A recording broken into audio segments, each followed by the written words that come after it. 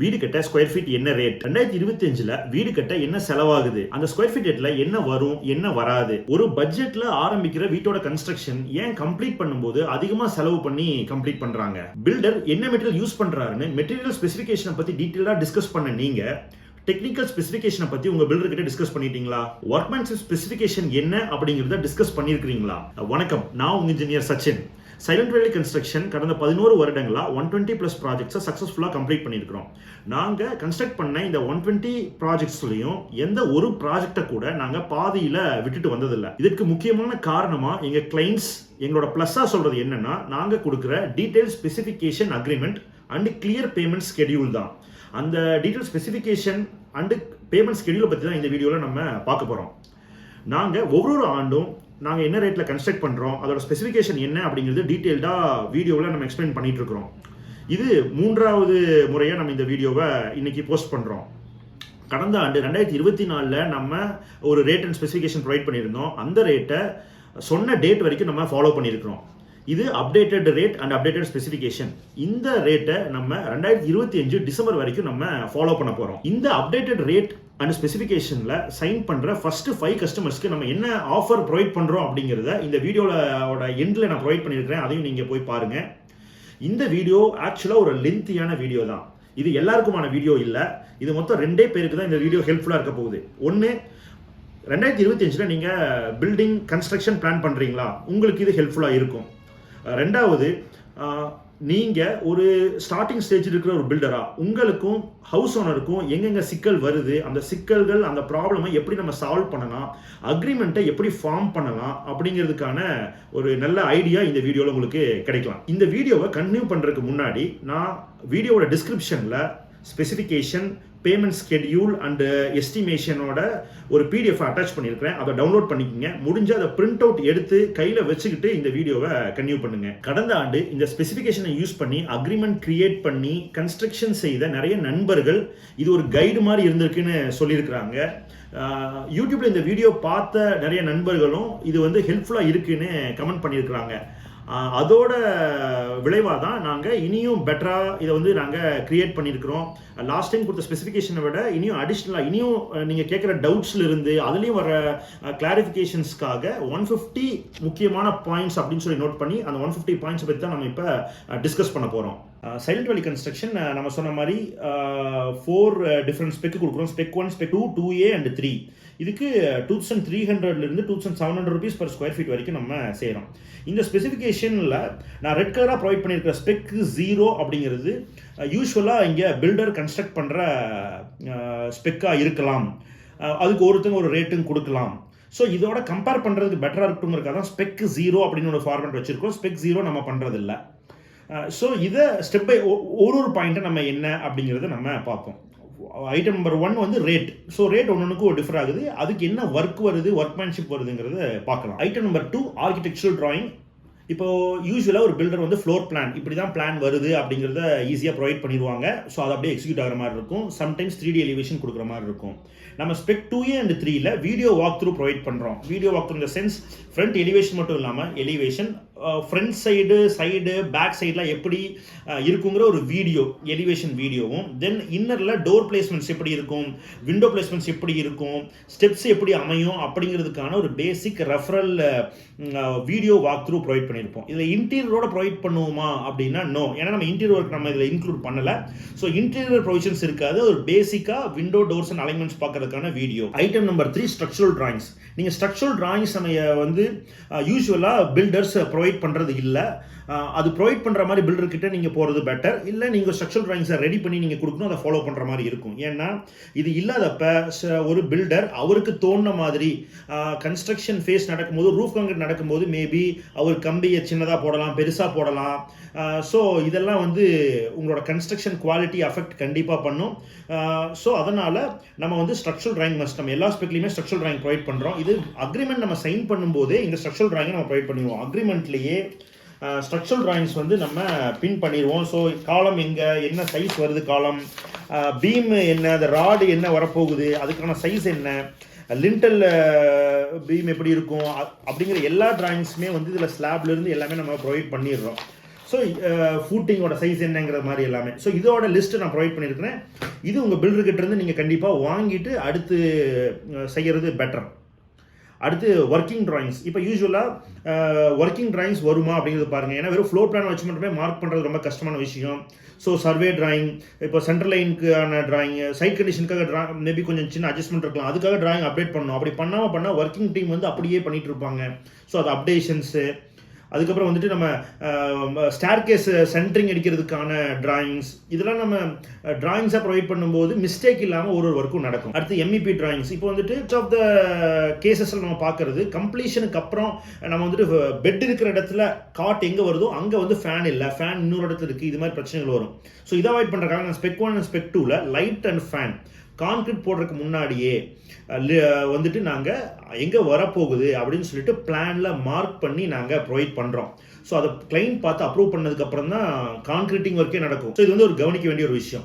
Spec 2A and spec 3ல அடிஷ்னலாக plumbing line layout, electrical layout, இது மாதிரி விஷயங்களையும் ட்ரைனேஜ் எப்படி ப்ரொவைட் பண்ணுறோங்கிறதையும் ஆஸ் பில்ட் கண்டிஷனுக்கான ட்ராயிங்கை ப்ரொவைட் பண்ணுறோம். இது ஃபியூச்சரில் ஹெல்ப்ஃபுல்லாக இருக்கும். ஏன்னா இந்த பில்டிங்கோட டாக்குமெண்ட்டை அதை சேவ் பண்ணிக்கலாம். ஃபியூச்சரில் ரிப்பேர் ஒர்க் நடக்கும்போது இங்கே இப்படி தான் இருக்குது அப்படிங்கிறதுக்கான ட்ராயிங் வரும்.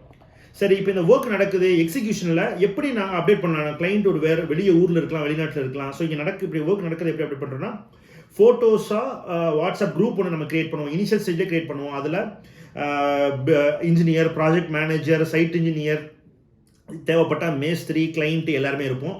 ஒரு இன்ஃபர்மேஷனும் மிஸ்கம்யூனிகேட் ஆகாமல் ரீச் ஆகிறதுக்கு இது ஹெல்ப்ஃபுல்லாக இருக்கும்.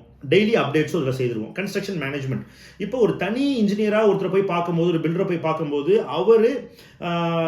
அவரே இருந்து கட்டுவார் அப்படின்னு தெரியும். ஏன்னா ஒரு 2 ப்ராஜெக்ட் 3 ப்ராஜெக்ட் பண்ணுவார். ஒரு கன்ஸ்ட்ரக்ஷன் கம்பெனி அப்படின்னு போகும்போது மேபி அவங்க வந்து நம்பர் ஆஃப் ப்ராஜெக்ட்ஸ் இன்க்ரீஸ் ஆகும்போது அவங்க எப்படி அதை ஹேண்டில் பண்ணுறாங்கிறத நீங்கள் பார்க்கணும். ஃப்ரான்ச்சைஸ் மாடல், அதாவது ப்ராஜெக்ட்ஸ் அவங்க எடுத்துருவாங்க, ஒரு கமிஷன் பேசிஸில் இன்னொரு அங்கே இருக்கிற ஒரு லோக்கல் பில்டர்கிட்ட கொடுத்துருவாங்க. ஸோ அது ஒரு கமிஷனாக இருக்கலாம். 2500 rupeesக்கு எடுத்துகிட்டு அவங்க 2300 rupeesக்கு அவங்க கொடுத்துருவாங்க. ஸோ அவங்களோட இதில் ஒர்க்கை பண்ணுவாங்க. மேபி அதை மானிட்டர் பண்ணலாம், இது மாதிரி இருக்கலாம். நாங்கள் எப்படி சைலண்ட் வேலி பண்ணுறோம்னா டைரக்ட் மேனேஜ்மெண்ட் தான். சைலண்ட் வேலி கன்ஸ்ட்ரக்ஷனால் எந்த ப்ராஜெக்ட் செய்ய முடியுமோ அவ்வளோதான் நாங்கள் ப்ராஜெக்ட்ஸ் எடுக்கிறோம். வெறும் 3 ரீஜனில் தான் ப்ராஜெக்ட் எடுக்கிறோம். மேபி லேபருக்கு ரேட் இருக்கலாம். இப்போ ஒரு டைல் ஒர்க்குனா அதுக்கு ஒரு ரேட்டுக்கு நாங்கள் கொடுக்கலாம்.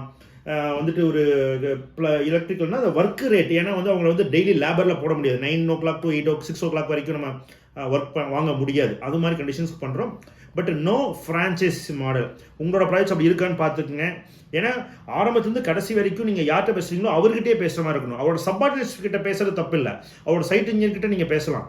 பட் ஒரு கம்பெனி ஆரம்பத்தில் பேசிட்டு கடைசி இன்னொருத்தர் வந்து பில்டிங்கை ஒர்க் பண்ணும்போது அப்போது யார் டெசிஷன் மேக்கருங்கிறதுல சிக்கலாயிடும். Engineer and owners participation.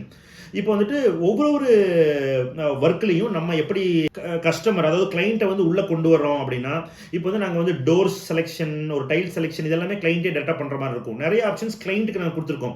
Plumbing ஃபிட்டிங்ஸா, இது வந்துட்டு இவ்வளோ பட்ஜெட் அப்படின்னு சொல்லி ஒதுக்கியிருக்கோம். ஸோ கிளைண்ட்டே தான் கிளைண்ட்டோட நேமில் பில் பண்ணி பர்ச்சேஸ் பண்ணுற மாதிரி இருக்கும். டோரா, அதுக்கு ஒரு பட்ஜெட் கொடுத்துருக்கோம், எப்போ சேஞ்ச் பண்ணிக்கலாம். ஒரு செலெக்ஷனுக்கு கிளைண்ட் தான் பண்ணுற மாதிரி இருக்கும். ஸோ இதெல்லாம் நீங்கள் உங்கள் பில்டர்கிட்ட கேட்டுக்குங்க. இல்லை அவங்களே ஒரு ப்ரீ பிளான் வச்சுருக்காங்களா, அதை செஞ்சுருவாங்களா அப்படின்னு சொல்லிட்டு. Building set out marking using total station. இது டிஜிட்டல் சர்வே பண்ணி தான் நாங்கள் வந்து அடுத்து மார்க்கிங்க்கே நாங்கள் போகிறோம். ஏன் அப்படின்னா, நீங்கள் சில பழைய வீடுகளில் கன்ஸ்ட்ரக்ட் பண்ண வீடுகளை பார்க்கலாம். வீட்டுக்கும் காம்பவுண்ட் வாலுக்கு இப்போ இன் பிட்வீன் கேப்பு ஃப்ரண்ட்டில் அகலமாகவும் உள்ளே போக போக நேரமாகவும் இருக்கலாம், இல்லை அப்படியே ஆப்போசிட்டாகவும் இருக்கலாம். இதுக்கு ஆனால் நமக்கு தேவை வந்து குறுகலாக இருக்கிற இடத்துல அதிகமாக இருந்தால் நல்லா இருக்குமே நீங்கள் நினைப்பீங்க.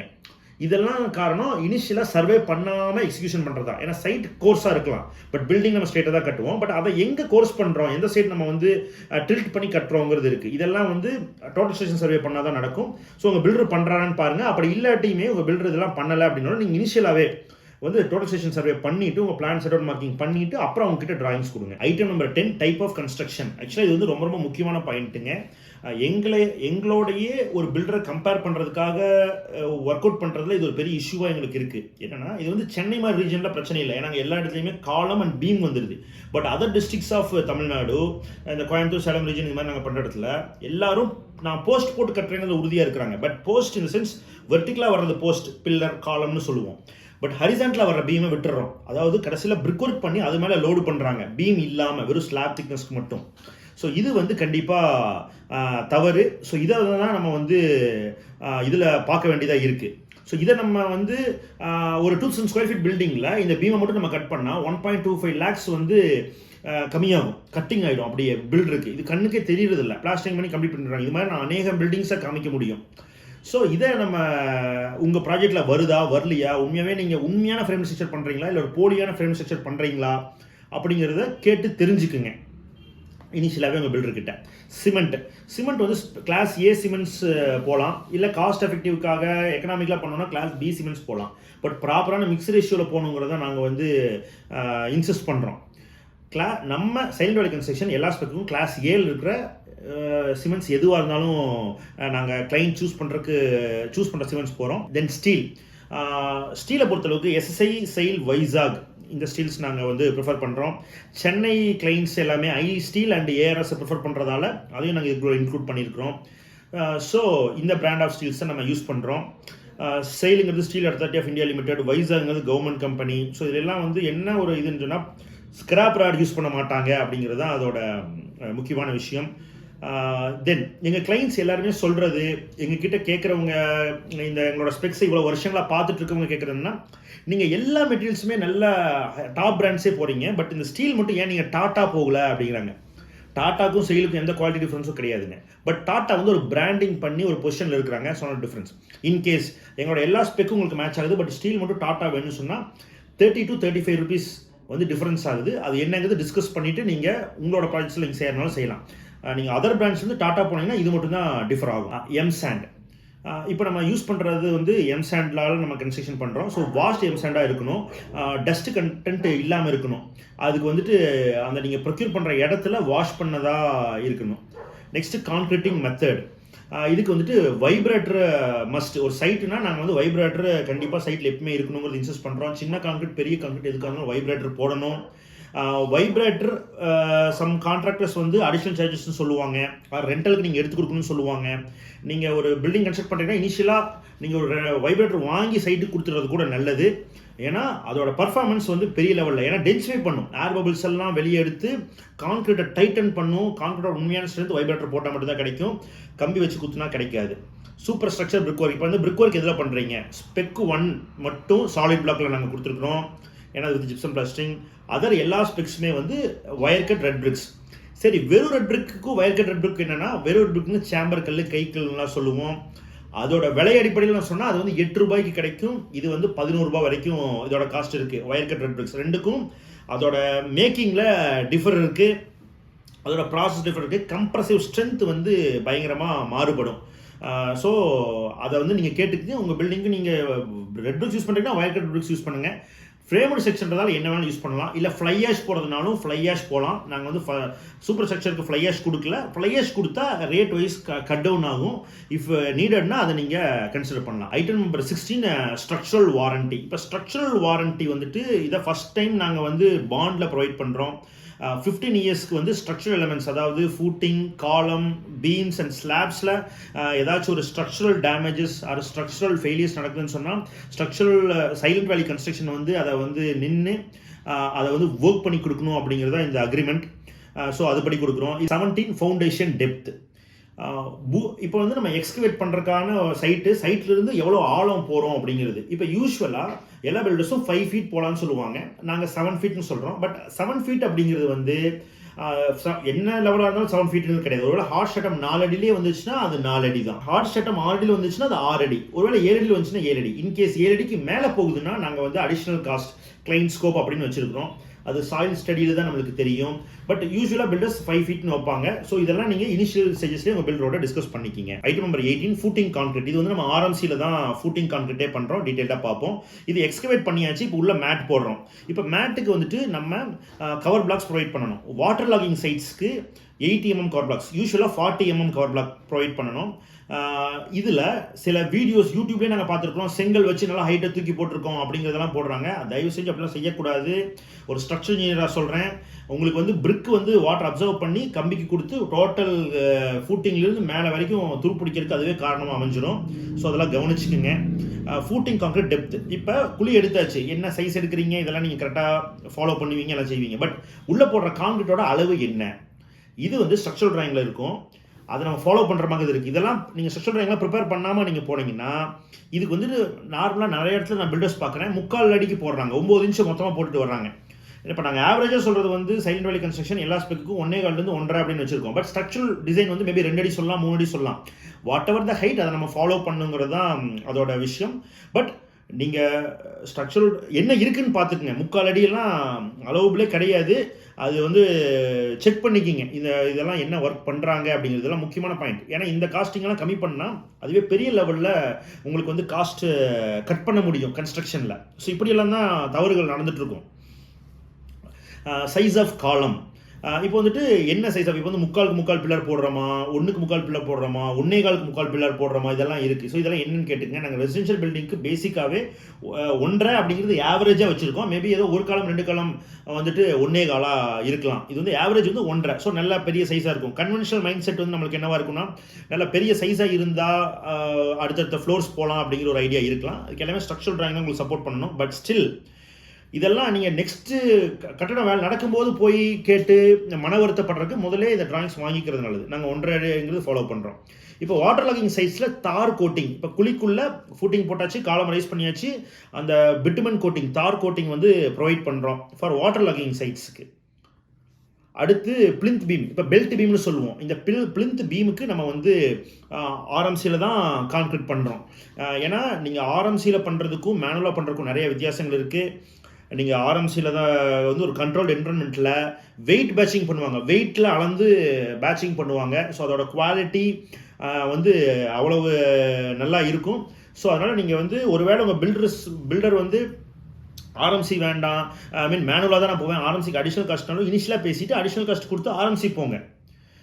பிளிந்த் பீம் ப்ரொடெக்ஷன், இப்போ இந்த ஃபோட்டோவில் நீங்கள் பார்க்குற மாதிரி இது வந்து பிளிந்த் பீம்கான ப்ரொடெக்ஷன் நம்ம வந்து என்ன ப்ரொவைட் பண்ணுறோம் அப்படின்னு சொல்லிட்டு. அதாவது பிளிந்த் பீமுக்கு கீழே நான் யூடியூப்லேயே நிறைய வீடியோஸ் பார்த்துருக்கேன். நிறைய பில்டர்ஸ் வந்து நாங்கள் இது பண்ணுறோம் அது பண்ணுறோம்னு சொல்லிட்டு கீழே செங்கல் போடுவாங்க. செங்கல் கூடாது, செங்கல் நாங்கள் அளவு வைக்கிறதுக்காக செங்கல் வைப்போம் அப்படின்னு சொல்லுவாங்க. நோ, நான் ஒரு ஸ்ட்ரக்சர் இன்ஜினியராக இதை வந்து கண்டிப்பாக எதிர்க்கிறேன்.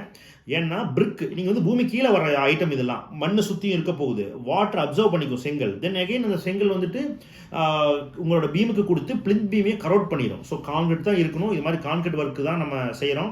உங்கள் பில்டிங்லையும் இதுவே நீங்கள் ஃபாலோ பண்ணுங்கள். Item number 25, minimum size of rod.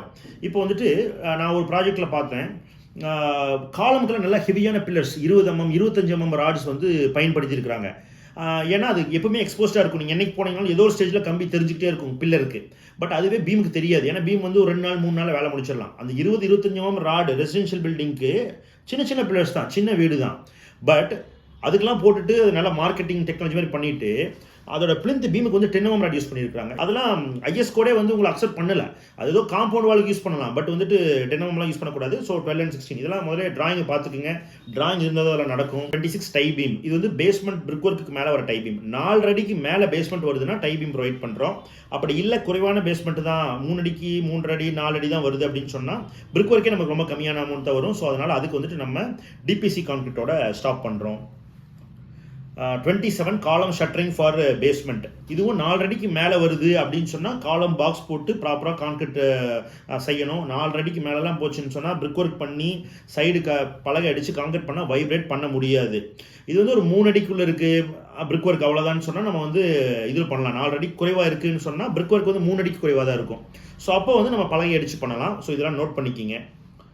Basement brick work, இது வந்து நம்ம ஃப்ளையஷ் பிரிக் ஒர்க் தான் சஜஸ்ட் பண்ணுறோம். ஃப்ளையஷ் பிரிக் ஒர்க் தான் பண்ணுறோம். ஏன்னா வாட்டர் அப்சர்ப்ஷன் கம்மியாக இருக்கும், அதாவது பூமிக்கு கீழே இருக்கிறது.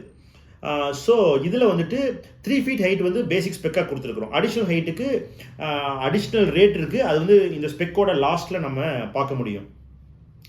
இன்னர் பிளாஸ்டிங் பண்ணுறோம். அதுக்கும் வாட்டர் ப்ரூஃபிங் அட்மிக்சர் யூஸ் பண்ணி இன்னர் பிளாஸ்டிங் பண்ணுறோம். நிறைய ப்ராஜெக்ட்ஸில் நிறைய பில்டர்ஸ் வந்துட்டு அது பண்ணுறது இல்லை. அதுக்கெல்லாம் கேட்டுக்குங்க உங்களோட எப்படி வரும் பிளாஸ்டிங் பண்ணுவோமான்ட்டு.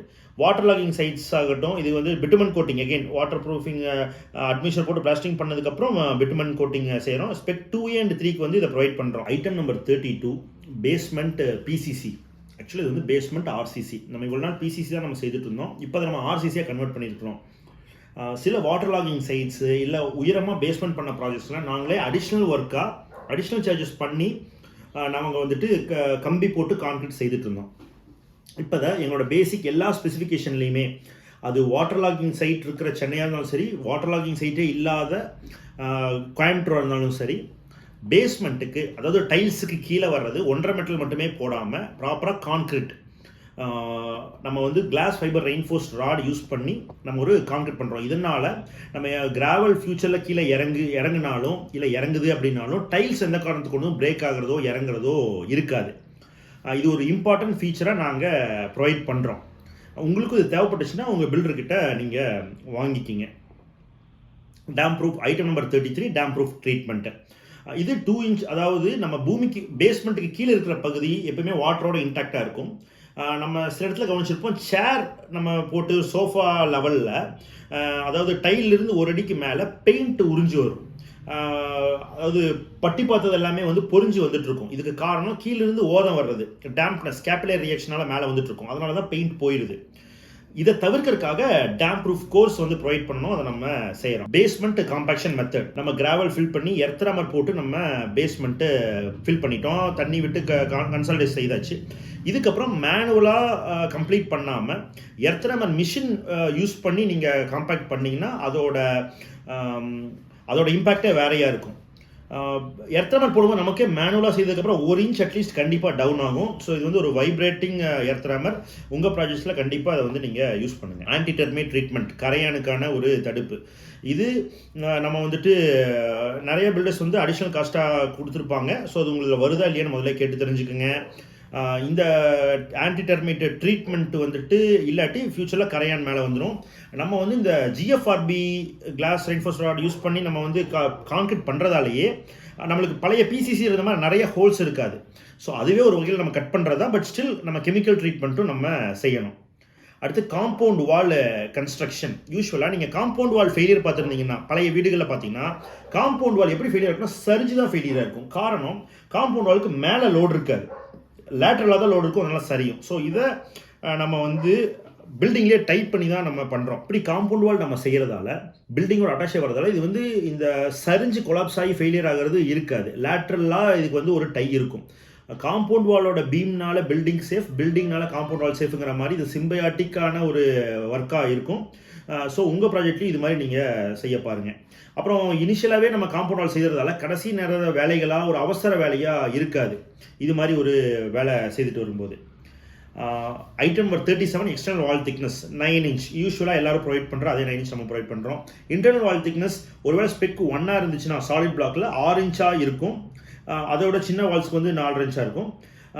பிரிக் ஸ்பெக் 2, ஸ்பெக் 2A, ஸ்பெக் 3க்கு வந்து 4 இன்ச் வால் நம்ம ப்ரொவைட் பண்ணுறோம். இது ஏன் 4 இன்ச் வால் உள்ள சில இடத்துல 9 இன்ச்சஸ் வால் ப்ரொவைட் பண்ணலாமே அப்படின்னா, இது வந்து proper framed structure, just all walls or partition walls. So அதனால் நம்ம 4 இன்ச் வால் ப்ரொவைட் பண்ணுறோம். Roof concrete grade. இப்போ நம்ம ரூஃப் கான்கிரீட் வந்து ஆர்எம்சியில் தான் நம்ம ரூஃப் கான்கிரீட் பண்ணுறோம். M20 கிரேடு செய்கிறோம். உங்களோட ப்ராஜெக்ட்லேயும் நீங்கள் வந்து ஆர்எம்சிஸை யூஸ் பண்ணுங்கள். மேபி பில்டர் ஹையர் காஸ்ட் கேட்கலாம், பட் இருந்தாலும் அதை ப்ரொவைட் பண்ணி ஆர்எம்சியில் போகிறது நல்லது. குயிக்காக வந்து அந்த கான்கிரீட்டை ப்ளேஸ் பண்ணிட முடியும். கண்ட்ரோல்டு யூனிட்டில் வந்து உங்களுக்கு ஒரு பேட்சிங் நடக்கும். நீங்கள் மேனுவலாக உங்கள் வீட்டு பக்கத்தில் ஒரு கான்கிரீட் நடக்கிற இடத்த போய் ஒரு 1 மணி நேரம் விசிட் பண்ணுங்கள். கீழே அந்த கலக்கிற இடத்த போய் நீங்கள் பாருங்கள்.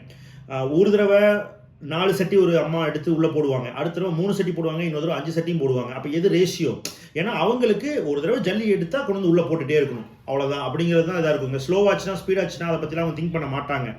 ஸோ புவர் கிரேடை தான் வந்து நம்ம வந்து அச்சீவ் பண்ணுவோம் மேனுவலாக பண்ணும்போது. அப்புறம் மோஸ்ட்டாக மேனுவலாக பண்ணுறது எல்லாமே M15க்கு கீழே தான் அச்சீவே பண்ணுறாங்க இந்த கிரேட் ஆஃப் கான்கிரீட்டை. ஸோ இது வந்து உங்களோட ஊரில் ஆர்எம்சி இருக்குது அப்படின்னா please go for RMC. Higher ரேட்டாக இருந்தாலும் முதல்ல இதெல்லாம் டிஸ்கஸ் பண்ணிக்கிங்க.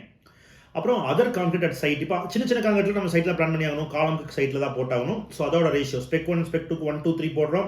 ஸ்பெக் 2A, ஸ்பெக் 3க்கு வந்து 1, 1.5:3 வந்து நம்ம ரேஷியோவாக போடுறோம். ஐட்டம் நம்பர் 41 சில் பீம் பிலோ விண்டோஸ். அதாவது நீங்கள் பழைய வீடுகளை கவனிச்சிங்கன்னா விண்டோ இருக்கும், அந்த விண்டோவோட கார்னர் ஒரு 45 டிகிரிக்கு கிராக் பார்த்துருப்பீங்க. அது வந்து ஷியர் கிராக்னு நம்ம சொல்லுவோம். ஸோ அதை அவாய்ட் பண்ணுறதுக்காக சில் கான்கிரீட் நம்ம வந்து ப்ரொவைட் பண்ணணும். ஸோ இந்த சில் கான்கிரீட்டை ஒன்லி விண்டோஸ் கிட்ட மட்டும் ப்ரொவைட் பண்ணாமல் நாங்கள் த்ரூ அவுட் த பில்டிங் நம்ம எல்லா இடத்தையும் ப்ரொவைட் பண்ணுறோம், ஒரு ஸ்டிஃபனிங்காக ஆக்ட் ஆகட்டும் அப்படின்னு சொல்லிட்டு. ஸோ இதை உங்கள் ப்ராஜெக்ட்லேயும் நீங்கள் ப்ரொவைட் பண்ணலாம். Lintel at 7 feet. சில ப்ராஜெக்ட்ஸில் சில பில்டர்ஸ் வந்துட்டு இது வந்து கட்லின்ட்லாம் கொடுப்பாங்க. ஆக்சுவலாக கட்லின்ட்டில் போதுமானது, எங்கே ஓப்பனிங் இருக்கோ அதுக்கு மேலே மட்டும் லிண்டலுங்கிறது விண்டோ டோர் ஓப்பனிங்ஸ் மேலே வர்ற கான்கிரீட். பட் நீங்கள் வந்து ஒரு த்ரூ லிண்டலாக கொடுத்தீங்க அப்படின்னா அது ஒரு எர்த்குவாக்கான டையாக இருக்கும். ஸோ த்ரூ லிண்டலாக ப்ரொவைட் பண்ணலாம். நம்ம த்ரூ லிண்டலாக தான் ப்ரொவைட் பண்ணுறோம். அதில் தான் லாஃப்ட் அண்ட் சன்ஷேடும் அந்த லெவலில் தான் வரும். சன்ஷேட் ஐட்டம் நம்பர் 43, இது வந்து நம்ம 1.5 அடி அகலம் உள்ள ஒரு சன்ஷேடு வந்து எங்கெல்லாம் விண்டோஸ் வருதோ அங்கே எல்லாமே ப்ரொவைட் பண்ணுறோம். இதில் நான் முக்கியமாக சொல்கிறது என்னென்னா, இது நிறையா பில்டர்ஸ் வந்துட்டு இதெல்லாம் ஸ்கொயர் ஃபீட்டில் கால்குலேட் பண்ணுவாங்க. இந்த மேஸ்திரி அந்த அது மாதிரி ஏதாச்சும் லேபர் கண்ட்ரி கொடுத்தீங்கன்னா அப்படி தான் கால்குலேட் பண்ணுறாங்க. சில இடத்துல சில பில்டர்ஸ்லாம் அப்படி பண்ணுறாங்க. கம்ப்ளீட் பண்ணி பில்டிங்லாம் கம்ப்ளீட் பண்ணி முடிச்சதுக்கப்புறம் இந்த சன்ஷேட்ஸ் எல்லாத்தையுமே அளப்பாங்க. அது எல்லாமே ஸ்கொயர் ஃபீட்டில் வரும். அதெல்லாம் வந்துச்சுன்னா உங்களுக்கு பெரிய லெவலில் போய் ரேட் கம்மியாக இருக்கலாம். இதெல்லாம் அளந்து உங்களோட காஸ்ட் வந்து எங்கேயோ போயிடும். ஸோ இதெல்லாம் மெஷர் பண்ணுவாங்களா இல்லை இதெல்லாம் மெஷர் பண்ண மாட்டாங்கன்னு கேட்டுங்க. ஒரு ப்ரொஃபஷனல் பில்டர்ஸ் இதெல்லாம் மெஷர் பண்ணக்கூடாது.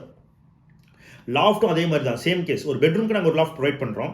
பட் அதையுமே கான்கிரீட்ன்றதால அதையுமே வந்து மெஷர் பண்ணுவாங்க. ஸோ இதையும் நீங்கள் கேட்டுக்குங்க. அடுத்து லாஃப்ட் அண்ட் கிச்சன், நாங்கள் எல் ஷேப் லாஃப்ட் வந்து கிச்சனில் ப்ரொவைட் பண்ணுறோம். ஸோ அது வருமானு கேட்டுக்குங்க.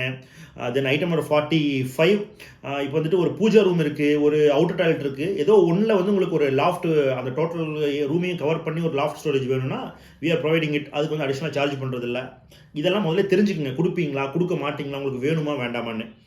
இதில் நான் ஒரு அட்வைஸ் சொல்கிறது என்னென்னா, ஒருவேளை உங்களுக்கு வந்து அவுட்டர் டாய்லெட் இல்லை, அது பூஜா ரூமும் இல்லை, பட் என்னோட மெயின் டாய்லெட்டில் நான் வந்து க்ளோஸ் பண்ணேன்னா தயவு செஞ்சு அதை பண்ணாதீங்க.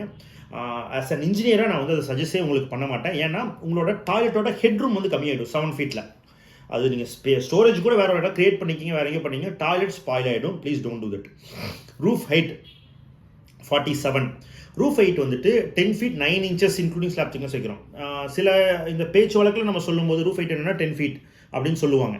அப்படின்னு என்னென்னா 10 feet இன்க்ளூடிங் ஸ்லாப் திக்னஸாக நிறைய இடத்துல பண்ணுவாங்க. அப்படின்னா உங்களுக்கு கான்கிரீட் போட்டதுக்கப்புறம் கிடைக்கிறது வந்து 9 அடி ஆயிரும். அதை நீங்கள் கவனிச்சுக்கங்க. 48 அதை தான் நான் சொல்ல வரேன். சீலிங் ஹைட், உள்ளே இருக்கிற சீலிங் ஹைட் நாங்கள் வந்து 10 feet கொடுக்குறோம். எப்படி 10 feet கொடுக்குறோம்னா, சென்ட்ரிங் அடிக்கும் போதே 10.25 தான் சென்ட்ரிங் அடிப்போம். அதுக்கப்புறம் கான்கிரீட் அதுக்கு மேலே வரும். ஸோ 10.25 அப்படிங்கிற மாதிரி. ஸோ உங்களுக்கு கீழே டைல்ஸ் போட்டு மேலே பிளாஸ்டரிங் பண்ணதுக்கப்புறமும் கிளியராக 10 இருக்கணுங்கிறது தான் நாங்கள் மென்ஷன் பண்ணுறோம். ஸோ ரூமோட சைஸே கம்மியாகிடும். இதெல்லாமே காஸ்ட் கட்டிங் தான். ஒரு ஃபேக்டரும் இதெல்லாம் வருமா வராதா என்ன வரும்னு உங்கள் பில்டர்கிட்ட கேட்டுக்குங்க. ரூஃப் ஸ்லாப் திக்னஸ் நாங்கள் 5 inchங்கிறது எங்களோட ஆவரேஜ் திக்னஸாக வச்சுருக்கோம். இன்கேஸ் ஸ்ட்ரக்சரல் டிசைன் வந்து டிமாண்ட் பண்ணுது 6 inch 7 inch வேணும்னாலும் வி ஷுட் ப்ரொவைட். பட் நிறைய பில்டர்ஸ் வந்து 4 inch 4.5 inchesக்குள்ளே ப்ளே பண்ணிகிட்டு இருப்பாங்க. ஸோ அதை நீங்கள் கேட்டுக்குங்க என்னென்னு. ஏன்னா இதெல்லாமே காஸ்ட் கட்டிங் ஃபேக்டர்ஸு. க்யூரிங் யார் பண்ணுவாங்க, எப்படி பண்ணுவாங்கன்ட்டு. சிலர் வந்து க்யூரிங்கே எங்கள் ஸ்கோப் இல்லைன்னு சில பில்டர்ஸ் சொல்கிறாங்க. சிலர் வந்துட்டு ஒர்க் நடக்கிற அன்றைக்கி க்யூரிங்னு சொல்கிறாங்க. ஸோ இதெல்லாம் எப்படின்னு கேட்டுக்குங்க. நாங்கள் சைலண்ட் வேலி கன்ஸ்ட்ரக்ஷன் எப்படி பண்ணுறோம் அப்படின்னா, ஒர்க் நடக்கிற அன்றைக்கி க்யூரிங் எங்கள் ஸ்கோப் தான். ஒர்க் ஒரு வேலை அது வந்து ஒரு ஐசோலேட்டட் லொக்கேஷனில் இருக்குது ப்ராஜெக்ட், எங்களுக்கு நியர்பையாக அங்கே ப்ராஜெக்ட் இல்லைன்னா முடிஞ்சவங்க நாங்கள் நியர்பையாக ப்ராஜெக்ட் இல்லைன்னா ப்ராஜெக்டை எடுக்கிறது இல்லை. அது ஃபஸ்ட் பாயிண்ட். எங்களுக்கு ஃபியூ ப்ராஜெக்ட்ஸ் அங்கே நியர்பையாக இருக்கணும். அப்போ தான் ஒரு இன்ஜினியர் ஒரு சைட் சூப்பர்வைசர் வந்துட்டு ஒரு 15 minutes ஒரு ½ hour டைமுக்குள்ளே எல்லா சைட்ஸையும் விசிட் பண்ணுற மாதிரி இருக்கணும். அதுதான் எங்களோட ஐடியாவே அதுதான். அப்படி தான் நாங்கள் ப்ராஜெக்ட்ஸ் பண்ணுறோம். ஸோ அப்போது ஒரு ஐசோலேட்டட் லொக்கேஷனில் பண்ணும்போது மேபி ஹவுஸ் ஓனர் பக்கத்தில் இருக்கிறாருன்னா மேபி லீவ் இருக்கிற டேஸில் அவர் க்யூரிங் பண்ணுற மாதிரி இருக்குமா, இது என்ன எப்படிங்கிறது கண்டிப்பாக கேட்டுக்குங்க. இது வந்து எப்பவுமே சங்கடங்களை ஏற்படுத்துது. ஸோ இனிஷியலாகவே நீங்கள் கிளைண்ட் பில்டர்கிட்ட டிஸ்கஸ் பண்ணிக்கிறது பெட்டர். ரூஃப் கான்கிரீட் க்யூரிங் எவ்வளோ நாள் பண்ணலாம்? 21 days 15 days போதுமானது. நீங்கள் அடிஷ்னலாக கன்வென்ஷனல் டேஸ் வந்து 21 நாள் போவோம். அதேமாதிரி நீங்கள் க்யூரிங் 15 நாள் பாத்தி கட்டி பண்ணலாம். அதுக்கு மேலே வந்துட்டு வாட்டர் போர் பண்ணி பிரிக் ஒர்க் நடந்துகிட்டே இருக்கும். ஸோ அது மாதிரி டேம்ப்னஸ் க்யூரிங் பண்ணலாம். பிரிக் ஒர்க் அண்ட் பிளாஸ்டிங்க்கு எவ்வளோ நாள் curing? Brick work 7 days curing required. பிளாஸ்டிங்க்கும் அதே 7 days தான். நம்ம அதை 8 daysன்னு வச்சுருக்கிறோம் ஒரு ஸ்டாண்டர்டுக்காக. இதுக்கு மேலே பண்ணால் ஏதாச்சும் யூஸ்னால் எந்த யூஸுமே கிடையாது. ஏன்னா அவ்வளோதான் அதோட ஹைட்ரேஷன். அதுக்கு மேலே அதுக்கான எந்த ஒரு உங்களோட ஹீலிங் ப்ராசஸுமே அதுக்கு வந்து ஒர்க் ஆக போகிறதில்ல. ஸோ க்யூரிங் வந்து யூஸ் இல்லை. ஸோ 8 days பட் மெயின்டைன் பண்ணிக்கங்க. டீஷட்டரிங் ஒருவேளை கன்வென்ஷனல் முறையில் M15 கிரேடு மேனுவலாக நீங்கள் மிக்ஸ் பண்ணி போட்டிருக்கிறீங்க, இல்லை அதுக்கும் குறைவாக செய்திருக்கிறீங்க அப்படின்னா கண்டிப்பாக நீங்கள் வந்து 15 daysக்கு மேலே போகிறது அட்வைசபிள். பட் ஒரு ப்ராப்பராக ஆரம்பிச்சு பண்ணியிருக்கிறீங்க, ஒரு ஸ்ட்ரக்சரல் ட்ராயிங்கை ஃபாலோ பண்ணி நீங்கள் செய்திருக்கிறீங்க அப்படின்னா அதோட செட்டிங் டைமே அவ்வளோதான். ஸோ அதனால் நீங்கள் 7 daysலேருந்து Indian standard code of practice என்ன சொல்லுதுன்னா 7 daysலேருந்து நீங்கள் டீஷட்டரிங் பண்ணலாம். டிபெண்ட்ஸ் ஆன் ஸ்பேன் என்ன அதோட அகலமாக அதை பொறுத்து. ஒரு ஆவரேஜ் ரெசிடென்ஷியல் பில்டிங் வந்து 15th day வந்து நீங்கள் டீஷட்டரிங் பண்ணுறது acceptable better. Next coming to tiles, flooring tile வந்து 60 rupees per square feet உள்ள flooring tile for spec 1, spec 2 and spec 3, sorry spec 2A வரைக்கும். ஸ்பெக் 3க்கு வந்து 80 rupees per square feet. சரி, இப்போ நான் 60 ரூபா per square feet உள்ள டைல் போகிறேன். அடிஷ்னல் காஸ்ட் வந்து கிளைண்ட் அடிஷ்னலாக உங்களுக்கு பிடிச்சிருக்கு அப்படின்னு சொன்னால் அடிஷ்னல் காஸ்ட் நீங்கள் கொடுக்க போகிறீங்க.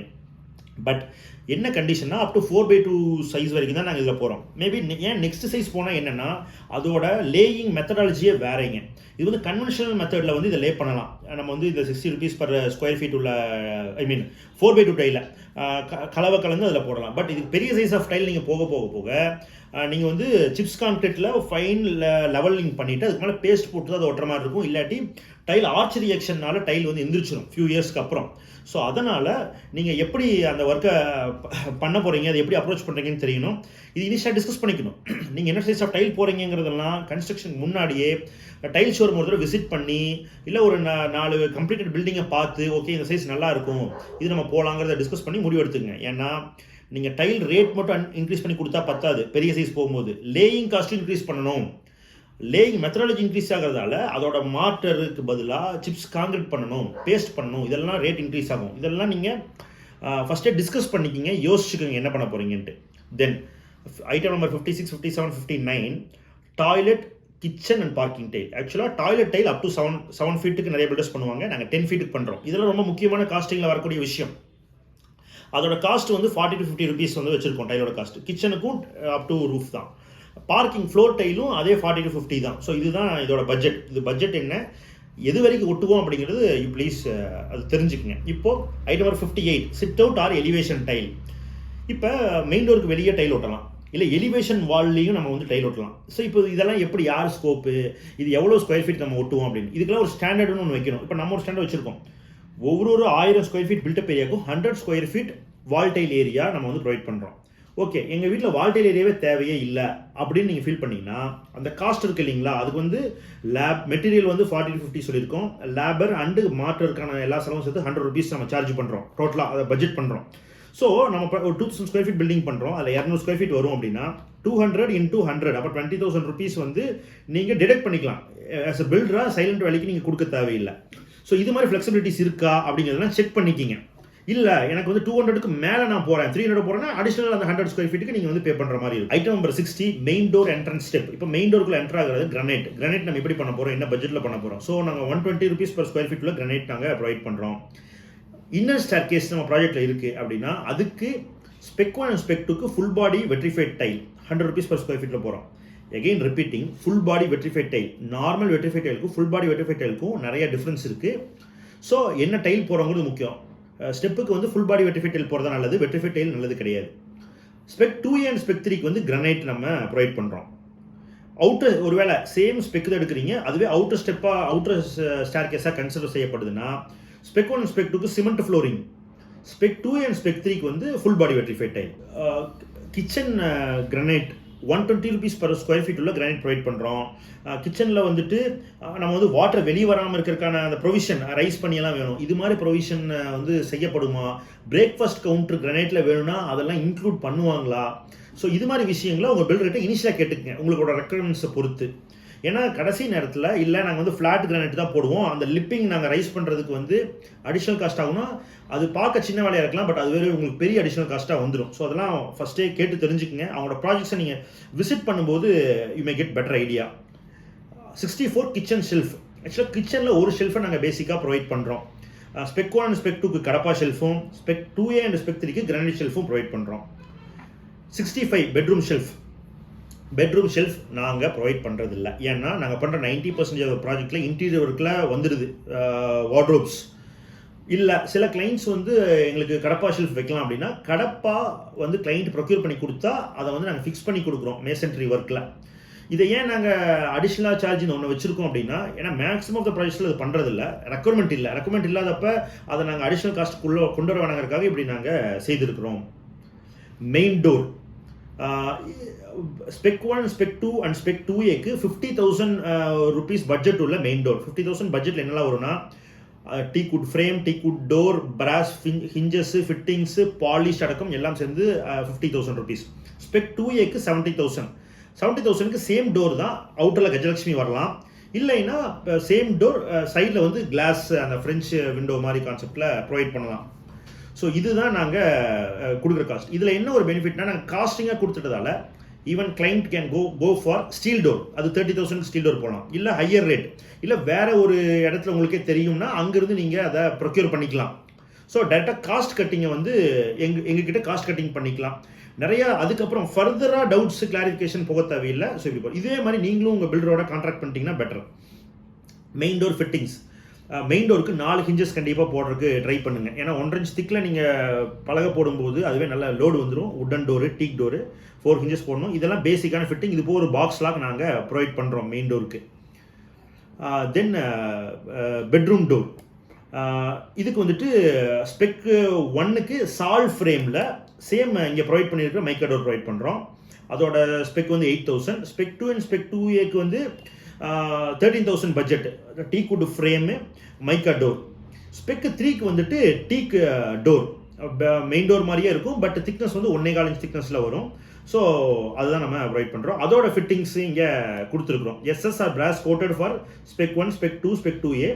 ஸ்பெக் 3 வந்து உட்டன் டோர்ன்றதால அது வந்து brass coating, brass fitting. Next toilet door. Spec 1, spec 2க்கு வந்து PVC டோர் ப்ரொவைட் பண்ணுறோம். ஸ்பெக் 2ஏக்கு வந்து WPC or fibre door, 8,000 rupees பட்ஜெட்டுங்க. ஸ்பெக் 3க்கு வந்து UPVC டீ கலர் டோர். இது எல்லாமே காஸ்டிங்கில் கொடுத்துருக்கோம். ஸோ உங்களுக்கு இந்த டோர் வேணாம், இன்னொரு டோர் போடுறனாலும் அந்த காஸ்ட்டை மட்டும் ரிமூவ் பண்ணிவிட்டு அதுக்கு பதிலாக ரீப்ளேஸிங்காக என்ன பண்ணலாம் அப்படிங்கிறது கொடுக்கலாம். இப்போ ஸ்பெக் 1 இருக்கிறவங்க கூட ஃபைபர் டோர் போடலாம், WPC. ஸோ காஸ்டிங்கில் இருக்குது. 3,000 பதிலாக 8,000, அடிஷனல் 5,000. ஸோ எல்லாமே காஸ்டிங்கில் நீங்கள் போயிட்டீங்கன்னா எப்போ வேணாலும் எந்த சேஞ்சஸ் வேணாலும் பண்ணலாம். உங்ககிட்ட ஒரு விஷன் வந்து கிளியராக இருக்கும். Backyard door. இப்போ இந்த பேக்யார்ட் டோர் வந்து ஒரு ஸ்ட்ராங்கான டோராக இருக்கணும், அதனால் பெட்ரூம் டோரை போடக்கூடாது. So backyard door spec 1, spec 2 and spec 2ஏக்கு வந்து நாங்கள் ஸ்டீல் டோர் போடுறோம். ஸ்டீல் டோர்னால் துருப்பிடிக்காது, கேல்வனைஸ்டு அயன் GI டோர் போடுறோம். அதுவும் இந்த ரெடிமேடு ஃப்ளஷ் டோராக இல்லாமல் இது வந்து நாங்கள் கேரளாலேருந்து ப்ரொக்யூர் பண்ணி போடுறோம். இது வந்து பார்க்க பெயிண்ட் பண்ணதுக்கப்புறம் உட்டன் டோர் மாதிரி இருக்கும். ஸ்பெக் 3க்கு வந்து ஆட்டோமேட்டிக்காக அது வந்து ஃபுல்லாக உட்டன் ஸ்பெக்குன்றதால அது வந்து உட்டன் டோர் நம்ம ப்ரொவைட் பண்ணுறோம். Windows item number 72. Spec 1, spec 2, spec 2ஏக்கு UPVC விண்டோஸ் போகிறோம். ஸ்பெக் 3க்கு வந்து பாலிஷ்டு டீக் விண்டோஸ் போகிறோம். வெயில் பட இடத்துல அவுட்டர் சைடு மட்டும் நம்ம அதுக்கு பெயிண்ட் பண்ணுறோம். இன்னர் எல்லாமே பாலிஷ். சிட் அவுட்குள்ளே இருக்கிற விண்டோவாக இருக்கும் பட்சத்தில் போத் சைட்ஸ் பாலிஷ், அது மாதிரி நம்ம அதை போகிறோம். UPVCயை பொறுத்தளவுக்கு என்ன ரேட் எப்படிங்கிறது இருக்குது. ஓப்பனபிள் விண்டோக்கு நாங்கள் வந்து கோட் ப்ரொவைட் பண்ணியிருக்கோம். இன்கேஸ் அதை ஸ்லைடிங் பண்ணோம்னா ஆட்டோமேட்டிக்காக காஸ்ட் கம்மியாகுமா, அதுக்கு வந்து நாங்கள் மஸ்கிட்டோ மெஷ் அடிஷனலாக ப்ரொவைட் பண்ணிடுறோம். ஸோ நீங்கள் ஸ்லைடிங்க்கும் ஓப்பனிங்க்கும் காஸ்ட் டிஃப்ரென்ஸ் இருக்கா இல்லையாங்கிறதெல்லாம் தெரிஞ்சுக்கங்க. ஓப்பனிங்க்கு விட ஸ்லைடிங் பண்ணிங்கன்னா காஸ்ட் கம்மியாகும். அப்போ அது ஜஸ்டிஃபை பண்ணுறதுக்காக நாங்கள் வந்து இந்த மஸ்கிட்டோ மெஷ்ஷை ப்ரொவைட் பண்ணுறோம்.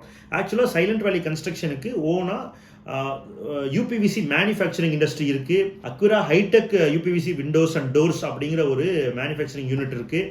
ஸோ அதிலிருந்து தான் நம்மளோட மெட்டீரியல்ஸ் விண்டோஸை பொறுத்தளவுக்கு நம்ம மேனுஃபேக்சர் செய்கிறோம். Windows item number 73, Windows and exterior openings. இது ஒரு ரொம்ப முக்கியமான பாயிண்ட்.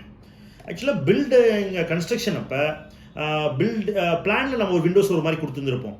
அது டியூரிங் எக்ஸிக்யூஷன் அப்போ தான் கிளைண்ட் ஃபீல் பண்ணுவாங்க, இது ரொம்ப சின்ன விண்டோவாக இருக்கே, பெரிய விண்டோ கொடுங்க அப்படின்னு சொல்லிட்டு. அப்போ பில்டர் சொல்லுவார், சார் இல்லை எனக்கு வந்து இந்த சைஸ் தான் எனக்கு பர்மிட்டடு, இதுக்கு மேலே என்னால் கொடுக்க முடியாது அப்படிங்கிற மாதிரி ஒரு டிஸ்கஷன் போகும். அப்போ ஆனால் உங்களுக்கு ஆக்சுவலாக அங்கே பெரிய விண்டோ தேவைப்படலாம். ஸோ இது எப்படி டிசைட் பண்ணுவீங்க?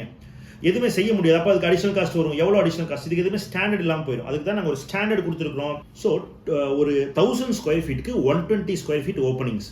1000 ஸ்கொயர் ஃபீட் பில்டப் ஏரியா பண்ணிங்கன்னா 120 ஸ்கொயர் ஃபீட் வந்து windows or exit doors or ventilator, அது மாதிரி நீங்கள் எது வேணாலும் பேக்யார்டு டோர், இது மாதிரி எது வேணாலும் நம்ம அதில் ப்ரொவைட் ஆகும். ஸோ நீங்கள் ஒரு ரூமில் மேபி விண்டோஸே ரொம்ப கம்மியாக இருக்கலாம், ஒரு ரூமுக்கு விண்டோவே இல்லாமல் கூட இருக்கலாம். ஸோ அந்த காஸ்டிங்கை நீங்கள் எங்கே போய் சர்ப்ளஸ் பண்ணுவீங்க அப்படின்னா இன்னொரு ரூமில் பெரிய விண்டோ ப்ரொவைட் பண்ணலாம் இந்த ஸ்கொயர் ஃபீட்டுக்குள்ளே. ஸோ யூஸ்வலாக இது வந்து 80 ஸ்கொயர் ஃபீட் வரைக்கும் ஆவரேஜாக வைப்பாங்க. நாங்கள் அதை 120 வச்சுருக்கோம். So you can get some good windows. இதுவே நீங்கள் ஒரு கமர்ஷியல் ப்ராஜெக்ட் பண்ணுறீங்க, இல்லை கிரவுண்ட் ஃப்ளோர் ஃபுல்லாக பார்க்கிங் பண்ணுறீங்க, அங்கே எனக்கு விண்டோஸே வராது அப்படின்னா எஸ், இப்போ அந்த இடத்துல வர விண்டோஸோட டோட்டல் காஸ்ட் இருக்கும் இல்லைங்களா, நாங்கள் ஃபார் ஒருவேளை 4000 ஸ்கொயர் ஃபீட்டாக இருந்தால் நாங்கள் 4000க்கு ஃபார் எவ்ரி 1000 120. ஸோ அந்த விண்டோட காஸ்ட் இருக்குங்களா அதை வந்து நாங்கள் டிடெக்ட் பண்ணுறோம். ஸோ இப்படி தான் அந்த ஸ்ட்ரக்சரல் டிஃப்ரென்ஸை வந்து நம்ம இந்த காஸ்டிங் டிஃப்ரென்ஸை நம்ம கொடுக்குறோம். ஸோ இது ரொம்ப முக்கியமானது. 73 முக்கியமானது. இதை நீங்கள் ஃபஸ்ட்டே கேட்டு தெரிஞ்சுக்கோங்க உங்கள் பில்டர்கிட்ட எவ்வளோ பெரிய விண்டோ ஓப்பனிங்ஸு. விண்டோஸை பற்றி டிஸ்கஸ் பண்ணாமல் அக்ரிமெண்ட்லாம் சைனே பண்ணாதீங்க. 74 விண்டோ கிரில். இதுக்கு நம்ம என்ன சைஸ் ஆஃப் ராட் யூஸ் பண்ணுறோம் அப்படிங்கிறது.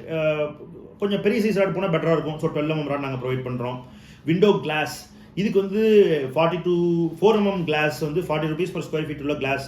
டிசைனர் கிளாஸ் நிறையா இருக்குது, அது நாங்கள் உங்களுக்கு ப்ரொவைட் பண்ணுவோம். நீங்கள் செலக்ட் பண்ணி கொடுத்ததுக்கப்புறம் அந்த கிளாஸ் போடுற மாதிரி இருக்கும்.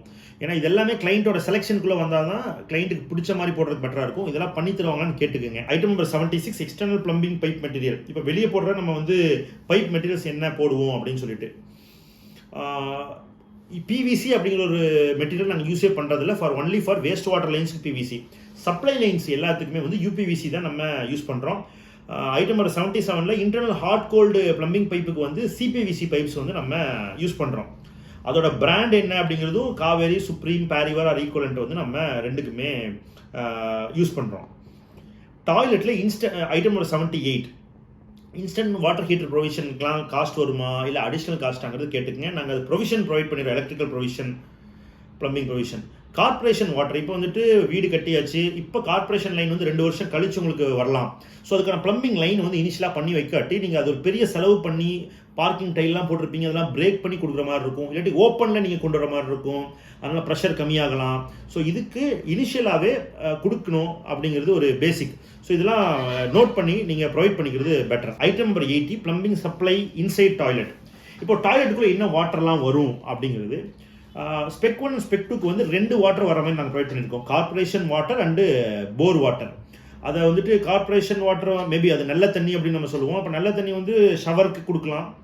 இல்லை நீங்கள் எல்லா தண்ணியுமே வந்து போர் வாட்டராகவே இருந்தாலும் ஓகேனாலும் அப்படி ப்ரொவைட் பண்ணலாம். பேசிக்காக நல்ல தண்ணி வந்து நம்ம ஷவருக்கு கொடுப்போம். கிளாசெட்டுக்கு வந்து போர் வாட்டர் ப்ரொவைட் பண்ணுவோம். ஸோ இப்படி இருக்கலாம்.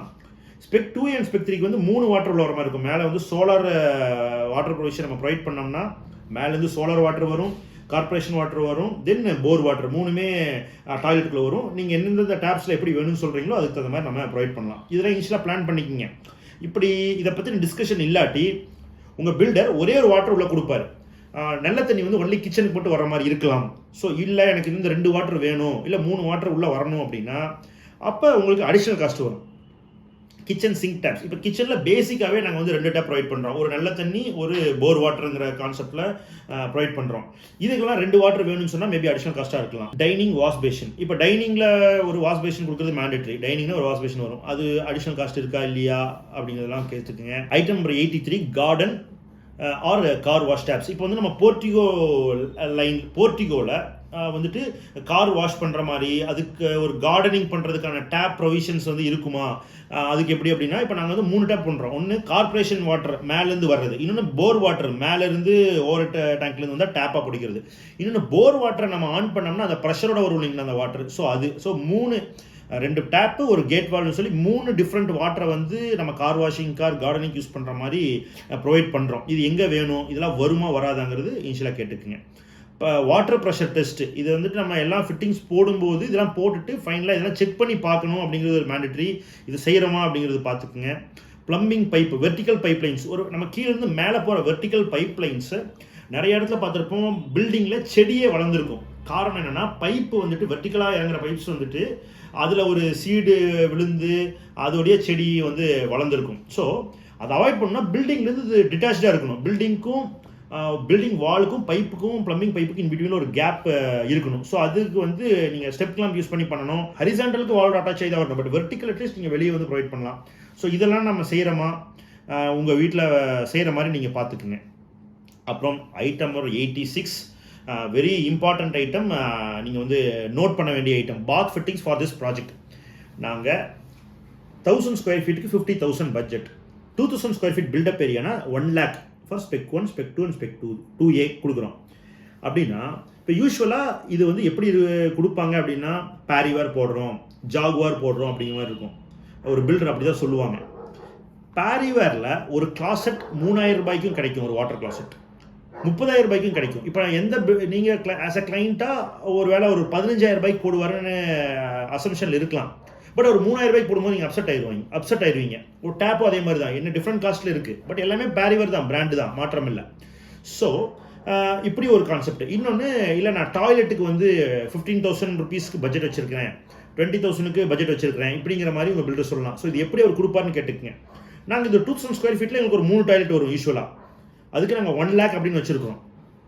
ஸோ இதை நீங்கள் டிவைட் பண்ணி பார்த்தீங்கன்னா ஒரு டாய்லெட்டுக்கு 33,000 பட்ஜெட்டை நாங்கள் இது பண்ணியிருக்கோம்.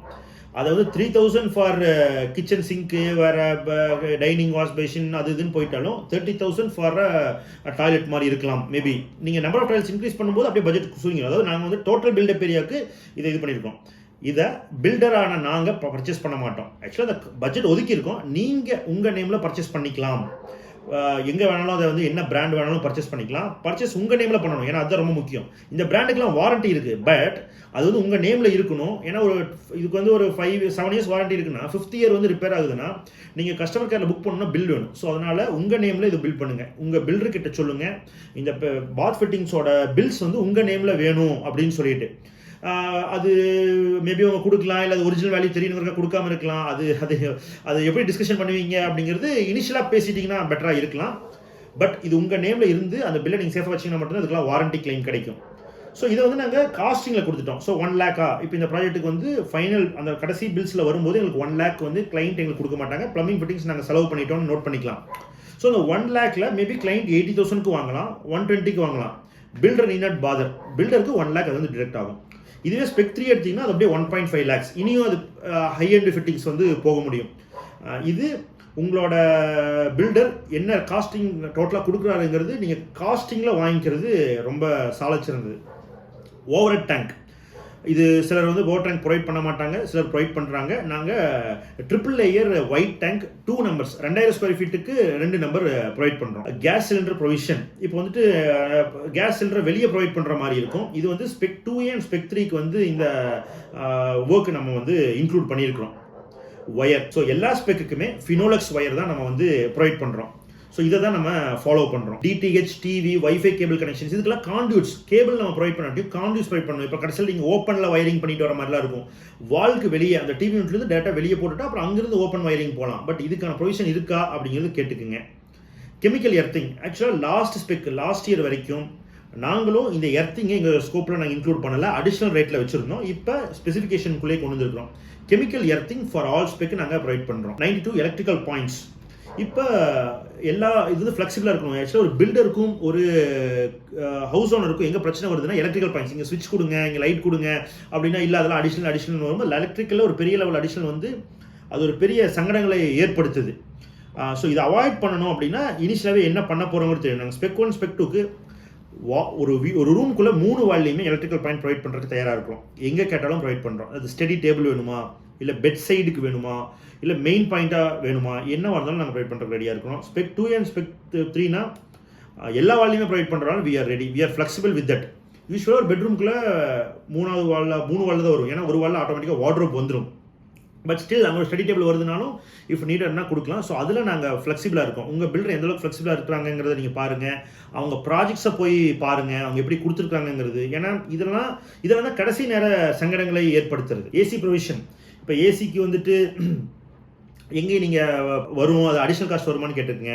ஸ்பெக் 1 ஸ்பெக் 2 ஸ்பெக் 2Aக்கு இன்னும் ஆல் பெட்ரூம்ஸ் ப்ரொவைட் பண்ணுறோம். ஸ்பெக் 3க்கு ஹால் டைனிங்கும் அடிஷ்னலாக பெட்ரூம்ஸ் எல்லாத்துக்கும் ப்ரொவைட் பண்ணுறோம். ப்ளஸ் ஹால் அண்ட் டைனிங்லேயும் நாங்கள் ஏசி ப்ரொவிஷன் கொடுக்குறோம். எலக்ட்ரிக்கல் வெஹிக்கிள் சார்ஜிங், ஏன்னா இதெல்லாம் இன்னைக்கு பேசிக் ஆகிடுச்சு. நீ கம்மிங் 10 இயர்ஸில் வந்துட்டு எல்லா வீட்லையும் ஒரு கார் எப்படி போயிருக்கோ அந்த கார் எல்லாமே இப்போ எலக்ட்ரிக்கல் காராக மேபி மாறலாம். ஸோ அதுக்கான ப்ரொவிஷன்ஸ் வந்து நம்ம வந்து கார் பார்க்கிங்கில் செய்திருக்கிறோமா அப்படிங்கிறது முக்கியம். இதெல்லாம் கவனித்து ப்ரொவைட் பண்ணுங்கள். இதெல்லாம் அடிஷனல் காஸ்ட்டு கேட்டாலும் அதெல்லாம் கொடுத்து பண்ணிடுங்க, இனிஷியல் டிஸ்கஷன் கொடுத்துருங்க. Dish washer provision, spec 2A and 3 எடுக்கிற ப்ராஜெக்ட்ஸ்க்கு வந்து டிஷ் வாஷருக்கான எலக்ட்ரிக்கல் ப்ரொவிஷன்ஸ் அதெல்லாம் தனியாக பண்ணணும். தென் கிரானைட்டை வந்து கொஞ்சம் ரைஸ் பண்ணி செய்ய வேண்டியது இருக்குது. ஸோ அது மாதிரி ஒர்க் இஃப் நீடட் இஃப் ரெக்வயர்டுன்னு கிளைண்ட் சொன்னாங்கன்னா அதை நாங்கள் ப்ரொவைட் பண்ணுறோம். சோலார் ப்ரொவிஷன், அதுவும் ஸ்பெக் 2A அண்ட் ஸ்பெக் 3க்கு வந்து ஒருவேளை மேலே ஃபுல்லாக சோலார் கிரிட் வருதுன்னா வி ஆர் ப்ரொவைடிங். அதுக்கு வந்து நம்ம தனியாக மேலே இருந்து தனியாக ஒரு காண்டியூட் போய் அப் டு மீட்டர் பாக்ஸ் வரைக்கும் நம்ம ஒரு செட்டப் நம்ம செய்ய வேண்டியது இருக்கும். அது வந்து இன்க்ளூட் பண்ணியிருக்கிறோம். ஸ்விட்சஸ் ஸ்பெக் 1லேருந்து ஸ்பெக் 3 வரைக்கும் ஜிஎம்ஆர் லெக்ராண்டு அதாவது லெக்ராண்டோட ஃபஸ்ட்டு மாடல் லிங்கஸ்ன்னு ஒரு மாடல் இருக்கும். அந்த மாடலோட ஸ்விட்ச் வந்து நாங்கள் ப்ரொவைட் பண்ணுறோம். இதில் வந்து ஒயிட் கலராக இருக்கும். ஸோ கலர்ஸ் வேணும் அப்படின்னா ஆட்டோமேட்டிக்காக குவாலிட்டி வந்து சேஞ்ச் இருக்காது, பட் கலர் அண்ட் மெட்டாலிக் ஃபினிஷ்காக ரேட் இன்க்ரீஸ் ஆகிட்டே இருக்கலாம். ஸோ பட் இப்போ ஃபைப்ரோஸ் ஆங்கர் ரோமா அதெல்லாமே ஸ்பெக் 0ல் நாங்கள் வச்சுருக்கிறோம். இது வந்து கொஞ்சம் பெட்டர் குவாலிட்டியான சுவிச்சஸாக இருக்குது. ஸோ அதனால் நம்ம இந்த ஸ்பெக்ஸை வந்து ஜிஎம்ஆர் லக்ராண்ட் சுவிச்சஸ் நாங்கள் போகிறோம். ஸோ இல்லை எனக்கு வேற ஒரு மெட்டீரியல் ஹையர் ரேண்டில் வேணும்னா இதோட கோட் என்னவோ ஃபுல் பில்டிங்க்கும் ஸ்விட்ச் லிஸ்ட் எடுத்துகிட்டு அதோட மெட்டீரியல் காஸ்ட்டுக்கும் நீங்கள் சொல்கிற இன்னொரு மெட்டீரியல் காஸ்ட்டுக்கும் டிஃப்ரென்ஸ் காஸ்ட் என்னவோ அதை மட்டும் கிளைம் பே பண்ணுற மாதிரி இருக்கும். 3 ஃபேஸ் வயரிங் இது ரொம்ப முக்கியமானது. நீங்கள் இப்போ இந்த வீடு கம்ப்ளீட் ஆனதுக்கப்புறம் சிங்கிள் ஃபேஸ் வயரிங்கே செய்தாலும் ஃபியூச்சரில் நீங்கள் வந்து 3 ஃபேஸ் வயரிங் போகலாம். ஏன்னா ஏசி எல்லாம் நிறைய யூஸ் பண்ணுறோம், கரண்ட் ரெக்குவயர்மெண்ட் நிறைய இருக்குங்கும்போது அன்னைக்கு 3 ஃபேஸ் நீங்கள் வாங்கினீங்கனாலும் வீட்டுக்குள்ளே 3 ஃபேஸ் வயரிங் பண்ணாட்டி அது வந்து யூஸ்லெஸ்ஸாக போயிடும். ஸோ அதனால் 3 ஃபேஸ் வயரிங் வந்து மஸ்ட்டு. நாங்கள் எல்லா ஸ்பெக்குமே 3 ஃபேஸ் வயரிங் ப்ரொவைட் பண்ணுறோம். MCB panel box with 3 phase rotary ஸ்விட்ச். இப்போ இந்த ரோட்டரி ஸ்விட்ச் எல்லாம் சில இடத்துல அடிஷ்னல்ங்கிற மாதிரி வரும், அது கிளைண்ட் ஸ்கோப்பில் வர்ற மாதிரி இருக்கும். இப்போ வந்து நம்ம வந்து ஐசோலேட்டர்ஸ் வந்து ப்ரொவைட் பண்ணுறது, ரோட்டரி ஸ்விட்சஸ் எல்லாம் பேசிக் ஸ்பெக்லேயே நம்ம ப்ரொவைட் பண்ணிடுறோம். லைட்டிங் ப்ரொவிஷன் ஹால் அண்ட் போர்ட்டிகோவில் கன்சீல்டு சீலிங் லைட் வந்து ப்ரொவைட் பண்ணுறோம் for spec 1 spec 2. Spec 2A and spec 3 எல்லா ரூம்ஸ்லையுமே ஆல் பெட்ரூம்ஸ் கிச்சன் எல்லாத்துலேயுமே வந்துட்டு நம்ம கன்சீல்டு சீலிங் லைட்ஸ் ப்ரொவைட் பண்ணுறோம். வால் லைட்ஸ் பேசிக்காக எல்லாத்துலேயுமே வந்துடும். 101 யூபிஎஸ் வயரிங். இப்போ யூபிஎஸ் வயரிங் சில பில்டர்ஸ் வந்து அடிஷ்னலாக இன்வெர்டர் வயரிங்காக சார்ஜஸ் பண்ணுவாங்க. நம்ம எல்லா பாயிண்ட்ஸ் பில்டிங்கோட எல்லா பாயிண்ட்ஸ்லையுமே யூபிஎஸ் வயரிங் போயிடும். எந்த லைட் அண்ட் ஃபேனுக்கு நீங்கள் அதை ப்ரொவிஷன் கொடுக்கணுன்னா அது வந்து நம்ம கனெக்ட் மட்டும் பண்ணிக்கலாம். பட் எல்லா சுவிட்ச் பாக்ஸஸ்லையுமே யூபிஎஸ் வயரிங் நாங்கள் செய்திருவோம். கண்டிப்பாக இதை நீங்கள் ஃபாலோ பண்ணுங்கள். CCTV piping and wiring. Camera நாங்கள் வைக்கல, பட் கேமரா வைக்கிறதுக்கான வயரிங் அண்ட் பைப்பிங் வந்து ஸ்பெக் 2A அண்ட் ஸ்பெக் 3க்கு வந்து 4 கார்னர்ஸ் ஆஃப் த பில்டிங்கில் கொடுக்குறோம். ஸ்டேர்கேஸ் ஸ்ட்ரக்சர் இப்போ இந்த ஃபோட்டோஸில் பார்க்குற மாதிரி இருக்கிறது தான் கான்கிரீட் மோனோலித்திக் ஸ்டேர்கேஸ். நம்ம மோனோலித்திக் ஸ்டேர்கேஸ் தான் பண்ணுறோம். அதாவது கான்கிரீட் ஸ்டெப்பு, அதாவது வேஸ்ட் ஸ்லாப் மட்டும் இல்லாமல் அந்த ஸ்டெப்புமே கான்கிரீட் சிங்கிள் மோல்டு. ஏன்னா அப்போ தான் வந்து ப்ராப்பரான ஸ்லம்பில் இருக்கிற கான்கிரீட்டை அதுக்கு பண்ண முடியும். இந்த வெறும் டேப்பர் மட்டும் பண்ணிவிட்டு பிரிக் ஒர்க்கில் பண்ணுறோன்னு சொல்கிற இது இருக்கு இல்லைங்களா, பிரிக் ஒர்க்கே ஒரு டெட் லோடாக மாறிடும் ஃபர்ஸ்ட் ஆஃப் ஆல் அந்த வேஸ்ட் ஸ்லாபுக்கு. அப்புறம் அந்த வேஸ்ட் ஸ்லாப் எப்படின்னா அது அவ்வளோ டேப்பராக இருக்கிறதால அதுக்கு வந்து ஒரு நல்ல ஒரு கான்கிரீட் செய்ய முடியாது. ரொம்ப ட்ரை கான்கிரீட் பண்ணுவாங்க, அது வந்து ஃபுல் ஸ்ட்ரென்த் அட்டைனே பண்ணாது. ஸோ அதனால் ஒரு வேஸ்ட் ஸ்லாப் வித் ஸ்டெப்புங்கிற மோனோலித்திக் ஸ்டேர்கேஸ் தான் அட்வைசபிள். இதனால தான் நம்ம சில பழைய பில்டிங்ஸில் மெயினாக ஸ்டேர்கேஸ் சீக்கிரமாக ஸ்பேனிங் ஆகிடும், ஸ்டேர்கேஸ் சீக்கிரமாக டேமேஜ் ஆகிருக்கும், அங்கே மட்டும் கரோடாகி சீக்கிரமாக உடஞ்சி வந்திருக்கும். பழைய பில்டிங்ஸ் நோட் பண்ணி பாருங்கள், மிச்சம் நல்லாயிருக்கும், ஸ்டேர்கேஸ் மட்டும் மோசமாக இருக்கும். காரணம் இந்த முதல்ல வேஸ்ட் ஸ்லாப் பண்ணிவிட்டு அப்புறம் பிரிக் ஒர்க் பண்ணது தான். இதுக்கு வந்து மோனோலித்திக் ஸ்டேர்கேஸ் தான் போகணும். அதில் 2 இது எங்கள் ஸ்கோப்பில் பண்ணுற ஒன்று வேஸ்ட் ஸ்லாப் இது இல்லை செயின் ஸ்டெப். இந்த 2 எதாக இருந்தாலும் இன்னர் ஸ்டேர்கேஸ் வந்துச்சுன்னா இந்த 2க்குமே நாங்கள் எங்களோட பட்ஜெட்டுக்குள்ள இருக்குது. இது இல்லாமல் தனியாக ஐசோலேட்டட் நிறைய டிசைன்ஸ் ஆஃப் ஸ்டெப்ஸ் இருக்குது. அதெல்லாம் வந்துச்சுன்னா சப்ஜெக்ட் டு டிஸ்கஷன். நீங்கள் எந்த ஸ்டெப் பண்ண போகிறீங்கிறதுலாம் இனிஷியல் ஸ்டேஜஸ்லேயே அக்ரிமெண்ட்டுக்கு முன்னாடியே டிஸ்கஸ் பண்ணுங்கள். Inner staircase railing. இப்போ ரெயிலிங்கை பற்றி ஒருவேளை இது இன்னர் ஸ்டேர்கேஸாக இருந்துச்சு அப்படின்னா அதுக்கு railing spec 1 spec 2 and spec 2Aக்கு எஸ்எஸ் ரெயிலிங் பண்ணுறோம். ஸ்பெக் 3க்கு நம்ம வந்து teakwood top rail with MS இந்த ஃபோட்டோவில் இருக்கிற மாதிரி நம்ம ஃபினிஷ் கொடுக்குறோம். அவுட்டர் ஸ்டேர்கேஸ் ரெயிலிங் நம்ம ப்ராஜெக்ட்டில் இது வந்து ஸ்டேர்கேஸ் அவுட்டராக இருந்துச்சுன்னா ஸ்பெக் 1 அண்ட் ஸ்பெக் 2க்கு வந்து எம்எஸ் ரெயிலிங் ப்ரொவைட் பண்ணுறோம். ஆர் பிரிக் ஒர்க்லேயும் ரெயிலிங் வேணும்னாலும் பிரிக் ஒர்க் பண்ணுறோம். ஸ்பெக் 2A அண்ட் ஸ்பெக் 3க்கு வந்து எஸ்எஸ் ரெயிலிங் ப்ரொவைட் பண்ணுறோம். 105 balcony railing. Balcony railing spec 1 spec 2 and spec 2Aக்கு SS railing 800 rupees per running feet provide பண்ணுறோம். ஸ்பெக் 3க்கு SS railing 1800 rupees per running feet or MS with wood டாப்பில் teakwood இருக்கிற மாதிரி. ஆக்சுவலாக ரெயிலிங்க்கு எல்லாமே ரேட் நீங்கள் நிறைய எங்களோட எஸ்டிமேஷனில் பார்த்தீங்கன்னா எல்லாமே ரேட்டில் இருக்கும். இப்போ ரன்னிங் ஃபிட் பால்கனினா அதுதான் பால்கனிக்கு இவ்வளோ தான் ஸ்பேஸ் இருக்குது. அந்த ஸ்பேஸில் ரன்னிங் ஃபிட்டில் தான் மெஷர் பண்ணுவோம். ஒருத்தங்க ரன்னிங் ஃபிட் தான் கோட் கொடுப்பாங்க. நாங்கள் 800ன்னு சொல்லிடுறதால அதுக்கு 600க்கும் போட முடியும், 2000 rupeesக்கு பண்ண முடியும். ஸோ அடிஷனல் வந்துச்சுன்னா நீங்கள் பே பண்ணிடுவீங்க அப்படிங்கிறதுல. ஸோ இது எதுவுமே வந்து டிஃபைன்டாக இருக்கணும். அன்டிஃபைன்டாக இருந்துச்சுன்னா இஷ்யூஸ் வந்துகிட்டே இருக்கும். ஸோ பேராபெட் வால் 3 feet ஹைட் வந்து பேராபெட் வால் ப்ரொவைட் பண்ணுறோம். ஸ்பெக் 1 ஸ்பெக் 2 ஸ்பெக் 2Aக்கு வந்து 4.5 inch திக்கு பேராபெட் வால் ப்ரொவைட் பண்ணுறோம். ஸ்பெக் 3க்கு 9 inch பிரிக் வால் ப்ரொவைட் பண்ணுறோம். இன்கேஸ் எனக்கு வந்து 4 inch வால் வந்து நீங்கள் பேராபெட் வாலை 9 inch கன்வெர்ட் பண்ணணும்னா 200 rupees per ரன்னிங் ஃபீட்டில் அதோட காஸ்டிங் ஃபார் ரன்னிங் ஃபீட்டுக்கு இன்க்ரீஸ் அதுக்கு பே பண்ணுற மாதிரி இருந்துச்சுன்னா அதை கன்வெர்ட் பண்ணிக்கலாம். Additional height of for parapet wall 3 feet. ஆக்சுவலாக நிறையா ப்ராஜெக்ட்ஸில் நாங்கள் பார்க்குறது 2 அடிக்கு பண்ணுறாங்க. அது ரொம்ப தவறு. 2 அடிக்கு பண்ணுறாங்க, 2.25. நாங்கள் அதை 3 feetன்னு செட் பண்ணியிருக்கிறோம். ஸோ அது வந்து போதுமானது தான். ஆனால் சில கிளைண்ட்ஸ் வந்து கேட்பாங்க, இல்லை எங்களுக்கு வந்து தலை தெரிகிற அளவுக்கு மறைச்சிடுங்க, இல்லை வந்து குழந்தைங்களோட ஹெட்டு அளவுக்கு மறைச்சிடுங்க, அதாவது 4 ஃபீட் 5 ஃபீட் பண்ணுங்கன்னு சொல்லுவாங்க. அது அவசியம் இல்லை, பட் ஸ்டில் உங்களுக்கு அப்படி ரெக்குவயர்மெண்ட் இருந்துச்சுன்னா ஒரு ஃபீட் ரைஸ் பண்ணுறதுக்கு 130 rupees per ரன்னிங் ஃபீட் வந்து ஸ்பெக் 1, ஸ்பெக் 2, ஸ்பெக் 2A, அதாவது 4 inch வால்க்கும் 9 inch வால் ஸ்பெக் 3Aக்கு வந்து 230 rupees per ரன்னிங் ஃபீட்டும் நாங்கள் கோட் பண்ணுறோம். ஏன்னா இதெல்லாம் அடிஷ்னல் காஸ்ட்டில் இன்றைக்கி நம்ம பேசாமல் விட்டுட்டோம்னா அதுக்கப்புறம் வந்துட்டு இதுக்கு வந்து ஒரு அப்நார்மல் ரேட் வந்து பில்டர் கொடுக்கும்போது அதை அக்செப்ட் பண்ணிக்க முடியாத ஒரு சூழ்நிலைக்கு ஹவுஸ் ஓனர் போயிடுறாங்க. ஸோ அதனால தான் எல்லாத்துக்கும் டீட்டெயில்ஸ். டாய்லெட் நிஷ். இப்போது டாய்லெட்டுக்குள்ளே நம்ம ஷெல்ஃப்ஸ் உள்ளே கன்சீல்டாக ஷெல்ஃப்ஸ் வேணும்னு பண்ணுவோம். ஸ்பெக் 1 அண்ட் ஸ்பெக் 2 இருக்கிற ப்ராஜெக்ட்ஸில் வந்து நிஷ் வந்து நாங்கள் ப்ரொவைட் பண்ணலை. ஸ்பெக் 2A அண்ட் ஸ்பெக் 3க்கு ஸ்பெக் 2Aல டைல் நிஷ் வரும், ஸ்பெக் 3க்கு வந்து கிரானைட் நிஷ் நாங்கள் ப்ரொவைட் பண்ணுறோம். Sunken slab for toilets. இப்போ கிரவுண்ட் ஃப்ளோரில் ஒரு டாய்லெட் இருக்குது, ஃபஸ்ட் ஃப்ளோர்லேயே அதுக்கு மேலேயே டாய்லெட் வருதுன்னா, ஸோ ஃபஸ்ட் ஃப்ளோரில் கிரவுண்ட் ஃப்ளோரில் ரூஃப் கான்கிரீட் பண்ணும்போது நம்ம சங்கனாக செய்தோம்னா ஃபஸ்ட் ஃப்ளோர்லேருந்து நீங்கள் பெட்ரூம்லேருந்து அதோட டாய்லெட்டில் என்ட்ரு ஆகும்போது டவுன் பண்ணியே இறங்குவீங்க. இல்லாட்டி நீங்கள் கவனிச்சிருப்பீங்க ஃபஸ்ட் ஃப்ளோர் இருக்கிறதெல்லாம் ஏறி ஸ்டெப் அப்பாகி போகிற மாதிரி இருக்கும். ஸோ அது நல்லா இருக்காது. ஸோ அதுக்கு வந்து சங்கன் ஸ்லாப் பண்ணணும். அதுக்கு ஸ்ட்ரக்சரலி சில மாடிஃபிகேஷன் செய்ய வேண்டியது இருக்கும். பீமை வந்து இறக்கி பண்ணுற மாதிரி இருக்கும், ஸ்லாப் இறக்கி செய்கிற மாதிரி இருக்கும். ஸோ இது மோஸ்ட் ஆஃப் த பில்டர்ஸ் வந்து அடிஷ்னல் காஸ்ட்டில் வரும். ஸோ இதெல்லாம் கேட்டுக்குங்க. நமக்கும் கீழே ஒருவேளை ஹாலில் வந்து கிரவுண்ட் ஃப்ளோர் ஹால் இருக்கும், ஃபஸ்ட் ஃப்ளோர் டாய்லெட் இருக்குன்னு அதை செய்ய முடியாது. பட் கீழே வந்து இருக்கிறது ஒரு ரூம் தான், ஒரு டாய்லெட் தான் இருக்குது, மேலே டாய்லெட் இருக்குன்னு செய்ய முடியும். ஸோ அப்படின்னா இதெல்லாம் இனிஷியல் டிஸ்கஷனில் நீங்கள் டிஸ்கஸ் பண்ணிட்டீங்கன்னா it will be better. Toilet water proofing. இப்போ நீங்கள் ஒரு டாய்லெட்டை வந்து இப்போ ஒரு ஃபஸ்ட் ஃப்ளோரில் ஒரு டாய்லெட் பண்ணுறீங்கன்னா அது ஒரு சின்ன லீக்கேஜ் ஆனதாக கூட அது வந்து உடனே டேம்ப்னஸ் கீழே வந்துடும். ஸோ அப்படின்னா அதுக்கு வந்து வாட்டர் ப்ரூஃபிங் செய்ய வேண்டியது, அது நம்ம செய்கிறோம். பெடிலைட் டாக்ரோபிக்ஸ் யூஸ் பண்ணி பண்ணுறோம். Ceiling plastering. இப்போ நம்ம சீலிங் பிளாஸ்டரிங் ப்ரிப்பரேஷன். இப்போ பூச்சி வேலை செய்கிறதுக்கு முன்னாடி இப்போ கான்கிரீட் போட்டோம், டீஷட்டரிங் பண்ணிட்டோம். இப்போ நம்ம அதை வந்து பிளாஸ்டிங் பண்ணணும். அது வந்து அகெயின்ஸ்ட் கிராவிட்டி தான் தொங்கிட்டு இருக்கும். நம்ம நிறையா நியூஸில் கூட கேட்டிருப்போம், தூங்கிட்டு இருக்கும்போது கான்கிரீட்டே விழுந்துருச்சு கீழே அப்படின்னு. இதுக்கெல்லாம் காரணம் அது எகெயின்ஸ்ட் கிராவிட்டியில் இருக்கிறதால ஒரு ஃபைன் சர்ஃபேஸ் மேலே பிளாஸ்டிங் பண்ணால் அது கிரிப்பாக பிடிச்சி நிற்காது. ஸோ அதுக்கு வந்து ஹாகிங் பண்ணுவோம், மேனுவலாக கொத்தி விட்டு பிளாஸ்டிங் பண்ணுவோம். அது எவ்வளோ தான் மேனுவலாக பண்ணாலும் அது வந்து அவ்வளவு சிறப்பாக இருக்காது. அதுக்காக நாங்கள் கான்கிரீட் பண்ணும்போதே கோரை கிராஸ் மேட் யூஸ் பண்ணுறோம். அந்த கோரை பாயின்னு சொல்லுவோம், அதை போட்டு அதை விரிச்சு விட்டு அதனால தான் கான்கிரீட் பண்ணுவோம். கடைசியாக கான்கிரீட் டீஷட்டரிங் பண்ணி பிரிக்கும் போது அதை பிரிச்சுருவோம். ஸோ அந்த அப்படியே அந்த ரஃப்னஸ் வந்து இருக்கும். ஸோ அதில் அது ஒரு ப்ரிப்பரேஷனாக முக்கியமாக நாங்கள் ஃபாலோ பண்ணுறோம். உங்களோட ப்ராஜெக்ட்ஸ் இதை பண்ணுங்கள். தென் பிளாஸ்டரிங் ப்ரிப்பரேஷன். நாங்கள் பிளாஸ்டரிங் ஒர்க் எது நடந்தாலும் இன்னர் ஆர் அவுட்டர் பிளாஸ்டரிங்க்கு வந்து மிக்சர் மிஷினில் தான் பிளாஸ்டரிங் பண்ணுறோம். ஏன்னா இப்போது எம்சாண்டும் சிமெண்ட்டும் ஒரே கலரில் இருக்குது, மணல்னால் வேறு கலரில் இருக்கும். மிக்சிங் தப்பாக பண்ணாலும் தெரிஞ்சிடும், ஓகே அப்புறம் கரெக்டாக நல்லா மிக்ஸ் பண்ணுங்கன்னு சொல்லலாம். மேனுவலாக பண்ணும்போது இந்த மிஸ்டேக்ஸ் நடந்து அதை அப்படியே பிளாஸ்டிங் பண்ணும்போது சிமெண்ட் நம்ம தேவையான அளவு செலவு பண்ணியிருப்போம், பட் யூஸ் இல்லை. ஏன்னா வேறு இடத்துல சிமெண்ட்டும் வேறு இடத்துல எம்சாண்டும் இருக்கும். ஸோ இதை நம்ம கண்ட்ரோல் பண்ணுறதுக்காக மிக்சர் மிஷின் ப்ரொவைட் பண்ணுறோம். எல்லா சைட்லேயும் பிளாஸ்டிங் நடக்கும்போது மிக்சர் மிஷின் இருக்கும்.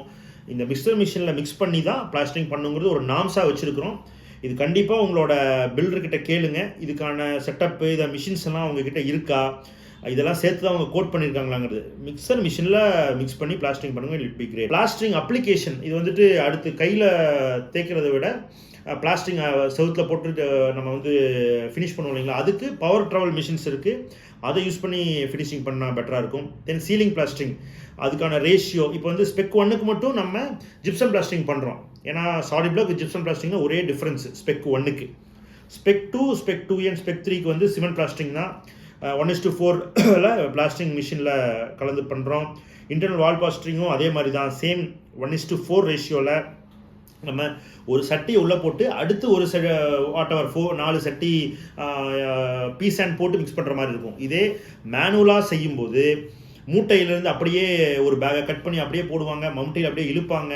ஸோ எவ்வளோ வால்யூம் மிக்ஸ் பண்ணோம், என்ன ரேஷியோ அப்படிங்கிறது நம்மளால் கண்டுபிடிக்க முடியாது. வாயில் சொல்லலாம், ஒரு தடவை நம்ம நின்று பார்க்கும்போது நடக்கலாம், பட் அது வந்து கண்டினியூ ஆகுமா அப்படின்னா அது கேள்விக்குறி தான். ஸோ அதனால் மிக்சர் மிஷினில் போட்டு பண்ணும்போது ஆட்டோமேட்டிக்காகவே கண்ட்ரோல்டாக தான் இருக்கும். ஏன்னா ஒரு பேட்சிங்கும் நீங்கள் எடுத்து சட்டியில் போடணும் இல்லையா, ஸோ சின்ன சின்ன வேல்யூ தான், அப்போ அது கரெக்டாக தான் வரும். ஒரு ஒர்க்கர் சோம்பேறியாக இருந்தால் கூட மிஷினில் எடுத்து போட்டால் மிஷின் வந்து உங்களுக்கு மேனுவலாக பண்ணும்போது 2 தடவை தான் திருப்புவாங்க, 3ஆவது தடவை கலந்து கொடுத்துருவாங்க. மிஷினில் பண்ணும்போது ஒரு நிமிஷத்தில் அது வந்து 20 தடவை திரும்பிடும். ஸோ அதனால் நீங்கள் மிக்சர் மிஷினில் பிளாஸ்டரிங் பண்ணுறது நல்லது. பில்டர்கிட்ட டிஸ்கஸ் பண்ணிக்கிங்க. எக்ஸ்டர்னல் வால் பிளாஸ்டரிங் அதுக்கும் மிக்சர் மிஷினில் பிளாஸ்டரிங் பண்ணுங்கள். 1:4 மிக்ஸில் நம்ம பண்ணுறோம். அதுக்கு doctor Fixit water proofing admixture use பண்ணுறோம். எப்படி வாட்டர் டேங்க்குள்ளே பிளாஸ்டிங் பண்ணுறதுக்கு வாட்டர் ப்ரூஃபிங் அட்மிக்சர் யூஸ் பண்ணுறோமோ same water proofing admixture external plastering use பண்ணுறோம். ஏன்னா நியூ பில்டிங்கில் பிரச்சனை இருக்காது. இந்த பில்டிங் ஒரு 10 வருடம் ஆகும்போது ஓதம் அப்சர்வ் பண்ணுற வாட்டர் அப்சர்வ் பண்ணுறதுக்கு ஆரம்பிச்சிருவேன். ஸோ நமக்கு வந்து சில பில்டிங்கில் பார்ப்போம், அது வந்து டேம் மழை வந்து ஒரு ஹாஃப் டே ஆனாலும் அது வந்து ஈரம் இருந்துகிட்டே இருக்கும். காரணம் பிளாஸ்டிக் வந்து அப்சர்வ் பண்ணியிருக்கும். ஸோ அதுக்காக நம்ம வந்து இந்த வாட்டர் ப்ரூஃபிங் அட்மிக்சரை யூஸ் பண்ணிங்கன்னா அதில் வந்து ப்ரிவென்ட் பண்ணிக்கலாம். எக்ஸ்டர்னல் பெயிண்டிங் இப்போ வந்துட்டு நம்ம ஆல் 3 சைட்ஸ் வந்துட்டு ஒயிட் வாஷ் தான் பண்ணுறோம். 2 கோட் பிர்லா ஒயிட் வந்துட்டு ஆல் 3 சீட்ஸ் பண்ணுறோம். ஃப்ரண்ட்டில் இருக்க எலிவேஷன் சைடு வந்து பட்டி ஃபினிஷ் பண்ணி ஒரு கோட் ப்ரைமர் பண்ணி 2 கோட் கலர் அப்பெக்ஸ் பெயிண்டில் நம்ம ஃப்ரண்ட் சைடு கம்ப்ளீட் பண்ணுறோம். இன்டர்னல் சீலிங் பட்டி அது வந்துட்டு ஃபர்ஸ்ட் ஒனுக்கு gypsum plastering 1 coat Asian primer, spec 2 spec 2A and spec 3க்கு வந்து 2 coat Birla putty 1 coat Asian primer. நாங்கள் கலரிங் பண்ணுறதில்ல. ஏன்னா உங்கள் பில்டிங் ஒயிட் கலராக தான் இருக்க போகுது. ஃபஸ்ட்டு ஃபியூ இயர்ஸ்க்கு ஒயிட் கலர் இருக்கலாம். ஏன்னா ஏர் கிராக்ஸ் டெவலப் ஆகும். ஸோ அது வரைக்கும் அந்த பில்டிங் வந்துட்டு ப்ரைமரோடையே இருக்கிறது பெட்டர். ப்ரைமர் வாஷபிள், அதுவும் பெயிண்ட் மாதிரி தான். ஏன்னா அது பெயிண்ட்டுக்கு முன்னாடி பண்ணுற ஒரு ஒர்க்கு. ஸோ அதை நீங்கள் வாஷ் பண்ணலாம். எல்லாமே வந்து ஒயிட்லாம் டச் ஆகுமானா கிடையாது, நீட்டாக இருக்க போகுது. ஸோ நீங்கள் இனிஷியலாகவே கலர் பண்ணிட்டீங்கன்னா அது எல்லாமே ஏர் கிராக்ஸ் ஃபார்ம் ஆச்சுன்னா ஒன்றும் செய்ய முடியாது. ஸோ ஆஃப்டர் ஃபியூ இயர்ஸ்க்கு அப்புறம் நீங்கள் ஃபஸ்ட் டைம் பெயிண்ட் பண்ணுறீங்க, செகண்ட் டைம் பெயிண்ட் பண்ணுற இடத்துல ஃபஸ்ட் டைம் பெயிண்ட் பண்ணுவீங்க. ஸோ அது வந்துட்டு அப் டு ப்ரைமரோட நாங்கள் ஸ்டாப் பண்ணுறோம். இன்டர்னல் வால் பொட்டியும் அதே மாதிரி தான். தென் எக்ஸ்டர்னல் போர்ட்டிகோ சீலிங் பட்டி, எக்ஸ்டர்னல் போர்ட்டிகோ சீலிங் பட்டி சில இடத்துல போர்ட்டிகோக்கு வந்து கார் பார்க்கிங் வருது அப்படின்னு சொல்லிட்டு அது வந்து அவுட்டராக கன்சிடர் பண்ணி பட்டி வைக்க மாட்டாங்க. பட் நாங்கள் போர்ட்டிகோவும் இன்னராக கன்சிடர் பண்ணி அதுக்கும் புட்டி வச்சு க்ளீன் ஃபினிஷ் பண்ணுறோம். தென் இன்டர்னல் சீலிங் சில பில்டர்ஸ் வந்து சீலிங்க்கு வந்து பட்டி வைக்க மாட்டாங்க. ஸோ உங்கள் ப்ராஜெக்டில் வருதா இல்லையான்னு கேட்டுக்குங்க. அப்புறம் அவாய்ட் கிராக்ஸ். இப்போ வந்துட்டு ஒரு பில்டிங்கோட நிறைய இடத்துல கிராக்ஸ் வரதை எப்படி அவாய்ட் பண்ணுறோன்னு பார்க்குறோம். பில்லரும் பிரிக் ஒர்க்கும் வேறு வேறு மெட்டீரியல். ஆக்சுவலி இது கான்கிரீட், இது பிரிக். ஸோ கண்டிப்பாக ஸ்ட்ரைட்டில் அந்த கிராக்ஸ் வரும். எங்கெல்லாம் ஜாயின்ஸ் இருக்கும் அங்கே கிராக்ஸ் வரும். ஸோ அந்த இடத்துல எல்லாம் இந்த கிளாஸ் ஃபைபர் மெஷ்ஷை யூஸ் பண்ணி பிளாஸ்டரிங் பண்ணுவோம். ஸோ அதனால் உள்ள மேபி கிராக்ஸ் ஏற்பட்டாலும் அது வந்து பிளாஸ்டரிங்கில் அந்த கிராக்ஸ் உருவாகாது. We can maintain better. Then electrical grooves எடுக்கணும்னு சொல்லிட்டு நம்ம வந்து பெரிய பெரிய க்ரூவ்ஸ் எடுத்துருப்போம். 3 பைப் 4 பைப் போட்டிருப்போம்.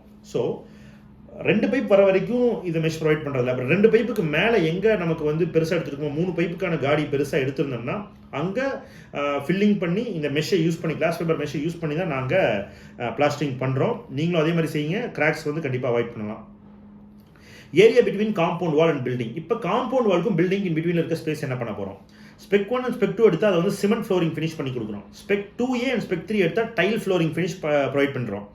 இப்போ இதில் நாங்கள் வந்துட்டு காம்பவுண்ட் வால் செய்தால், காம்பவுண்ட் வால் நாங்கள் கன்ஸ்ட்ரக்ட் பண்ணால் அதை ஒட்டி இருக்கிற 2 feet வந்து செட்பேக் வந்து ஃபில்லிங் பண்ணுறோம். இன்கேஸ் அதை நாங்கள் வந்து ஒரு வேளை ஒரு 5 அடி இருக்குது செட்பேக் அப்படின்னு சொன்னால் காம்பவுண்ட் வால்லேருந்து எகைன் 2 feet எங்களோட ஸ்கோப்லையும் அடிஷ்னலாக இருக்குது. ஏன்னா 10 அடி கூட இருக்கலாம், நம்ம எவ்வளோ பெரிய செட்பேக் வேணும் வரலாம். 2 feet காம்பவுண்ட் வால் நாங்கள் ஒர்க் பண்ணோம்னா அதை ஒட்டி வர 2 feet வந்து எங்களோட ஸ்கோப். அது வந்து பிளிந்த் ஏரியா ப்ரொடெக்ஷன் நம்ம சொல்லுவோம். ஸோ அது வந்து எங்கள் ஸ்கோப்பாக நாங்கள் வச்சுருக்கோம். பேலன்ஸ் ஏரியா அதுக்கான காஸ்டிங் கொடுத்துருக்குறோம். எஸ்டிமேஷனோட கடைசியில் நீங்கள் பார்க்கலாம். ஸோ அது என்ன ஏரியா வருதோ அதுக்கான காஸ்ட் நம்ம பே பண்ணுற மாதிரி வரும். வெதரிங் கோர்ஸ் ஐட்டம் நம்பர் 24 வந்து ரொம்ப கவனிக்க வேண்டிய ஐட்டம். நிறைய பில்டர்ஸ் வந்து இது தனியாக வச்சுருக்குறாங்க. இது வந்து பில்டிங் ரேட்டில் வராது, தனி ஐட்டம்னு சொல்லி கேட்டுக்குங்க. ஏன்னா இதுவே ஒரு பெரிய பட்ஜெட் தான். ஸ்கொயர் ஃபீட்லேயே வந்து 100 rupees வரைக்கும் இன்க்ரீஸ் ஆகிடும். ஸோ இதுக்கு நாங்கள் ஸ்பெக் 1 அண்ட் ஸ்பெக் 2க்கு சுர்க்கி வித் பேபி சிப்ஸ் பண்ணுறோம். அதாவது ஸ்பெக் 1க்கு surkhi baby chips with cement flooring finish சுருக்கி பண்ணி வாட்டர் ட்ரைனேஜ் ப்ரொவைட் பண்ணி அதுக்கு மேலே சிமெண்ட் ஃபினிஷ் பண்ணுறோம். ஸ்பெக் 2க்கு அதே தான் பண்ணுறோம். பட் அடிஷ்னலாக கூல் ரூஃப் பெயிண்ட் ப்ரொவைட் பண்ணுறோம். ஸ்பெக் 2Aக்கு அண்ட் ஸ்பெக் 3க்கு சுருக்கி அதே மாதிரி கான்கிரீட் பண்ணிவிட்டு வாட்டர் ட்ரைனேஜ் ப்ரொவைட் பண்ணிவிட்டு அதுக்கு மேலே கூல் ரூஃப் டைல் வந்து லே பண்ணுறோம். இது வந்து உங்களோட பில்டர்கிட்ட கண்டிப்பாக கேட்டுக்குங்க. ஏன்னா மோஸ்ட் ஆஃப் த பில்டர்ஸ் வந்து இதை ப்ரொவைட் பண்ணுறதில்ல.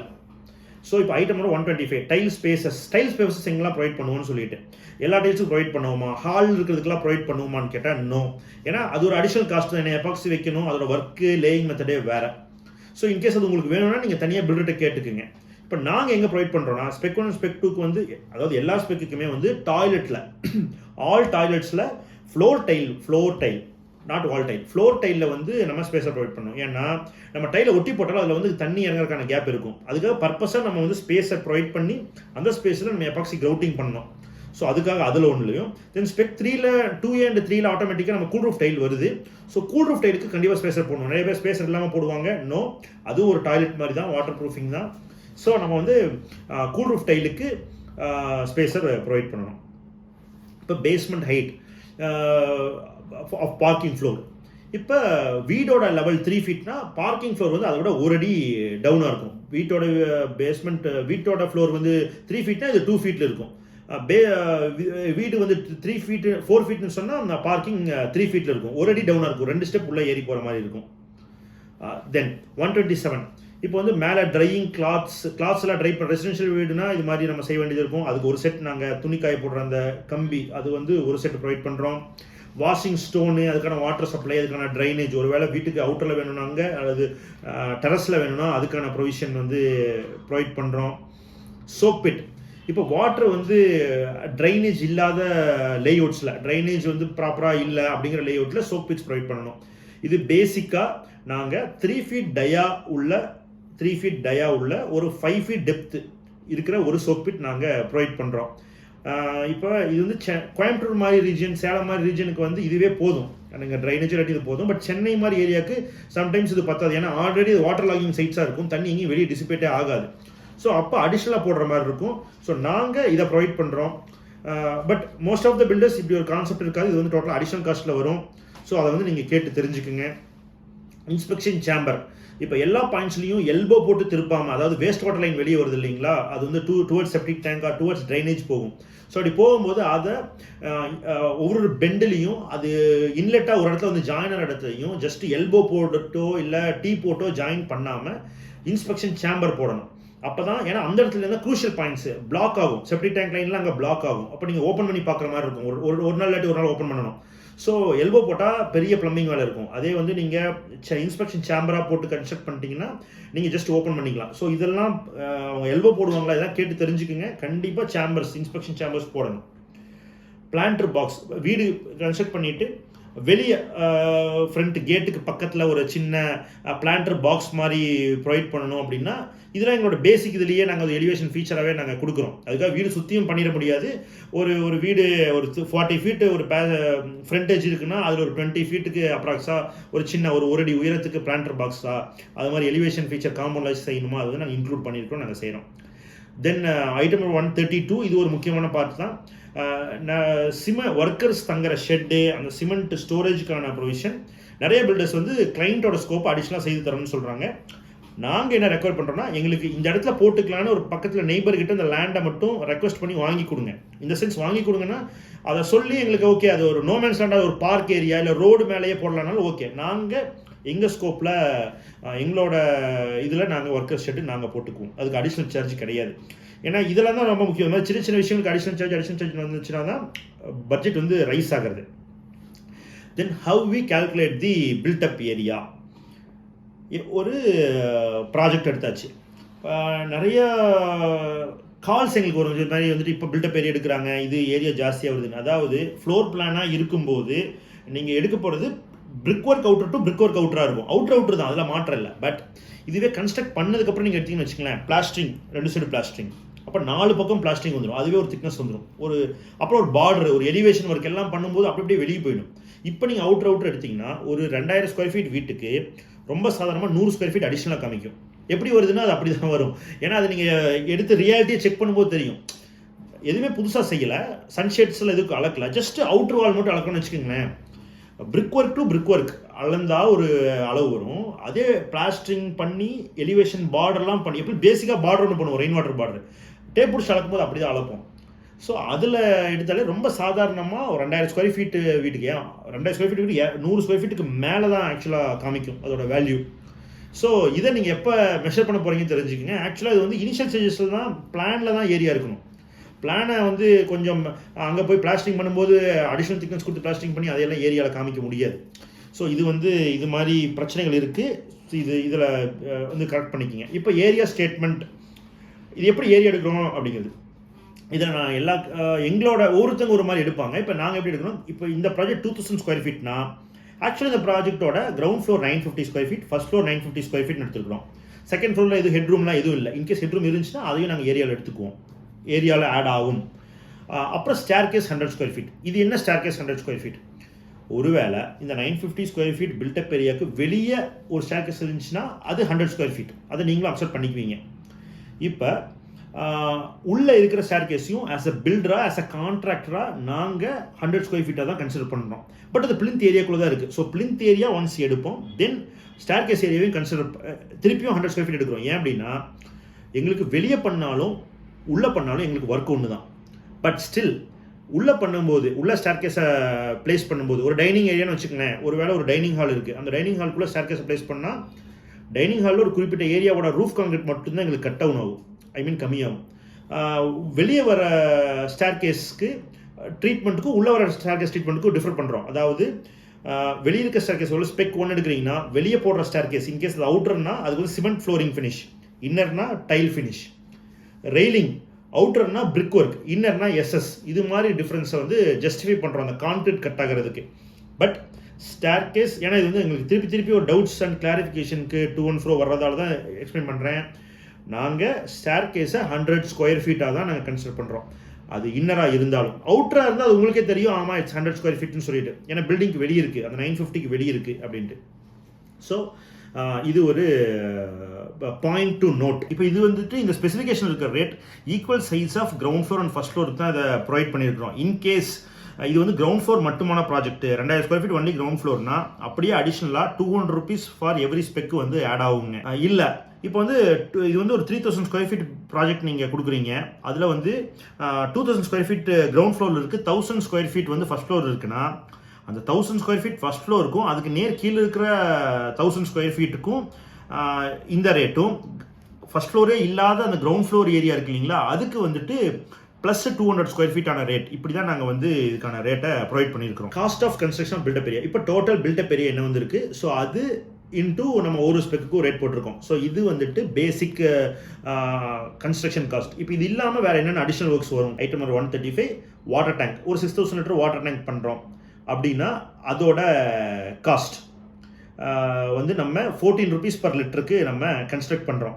ஃப்ளை ஆஷ் பிரிக் ஒர்க்கில் நம்ம செய்து பிளாஸ்டிங் பண்ணுற மாதிரி இருந்துச்சுன்னா மேலே ஆர்சி ஸ்லாப் போட்டு மேனுவல் வந்து எஃப்ஆர்பி மேனுவல் ப்ரொவைட் பண்ணுறோம்.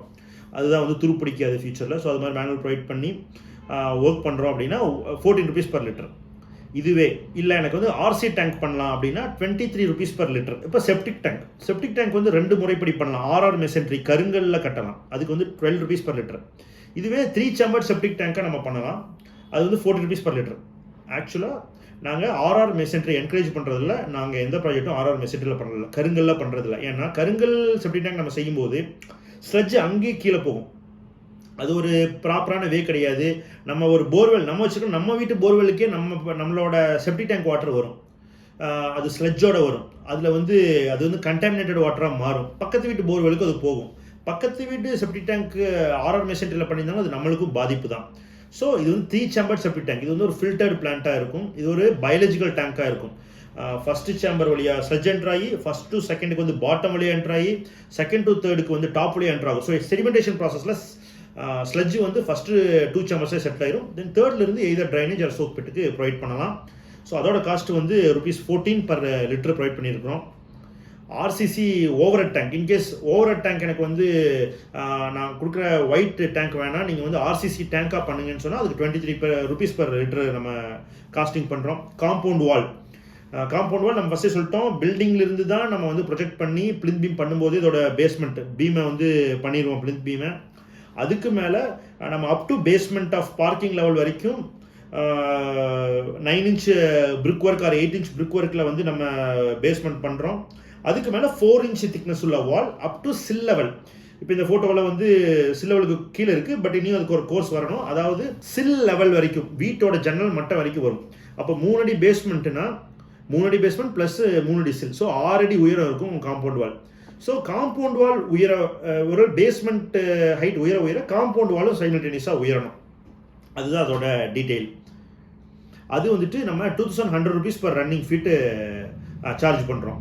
So ramp and gate in case அதோட 4 சைட்ஸ் ஆஃப் காம்பவுண்ட் வாலும் நம்ம வந்து பண்ணுறோம், சைட்டோட 4 சைட்ஸ் காம்பவுண்ட் வாலும் நம்ம வந்து கன்ஸ்ட்ரக்ஷனில் செய்கிறோம் அப்படின்னு சொன்னால் ரேம்ப் வந்து நம்ம ப்ரொவைட் பண்ணுறோம். ஏன்னா கேட்டோட லைன் இருக்கிற ரன்னிங் ஃபியூட்டையும் நம்ம வந்து கன்சிடர் செய்கிறோம்.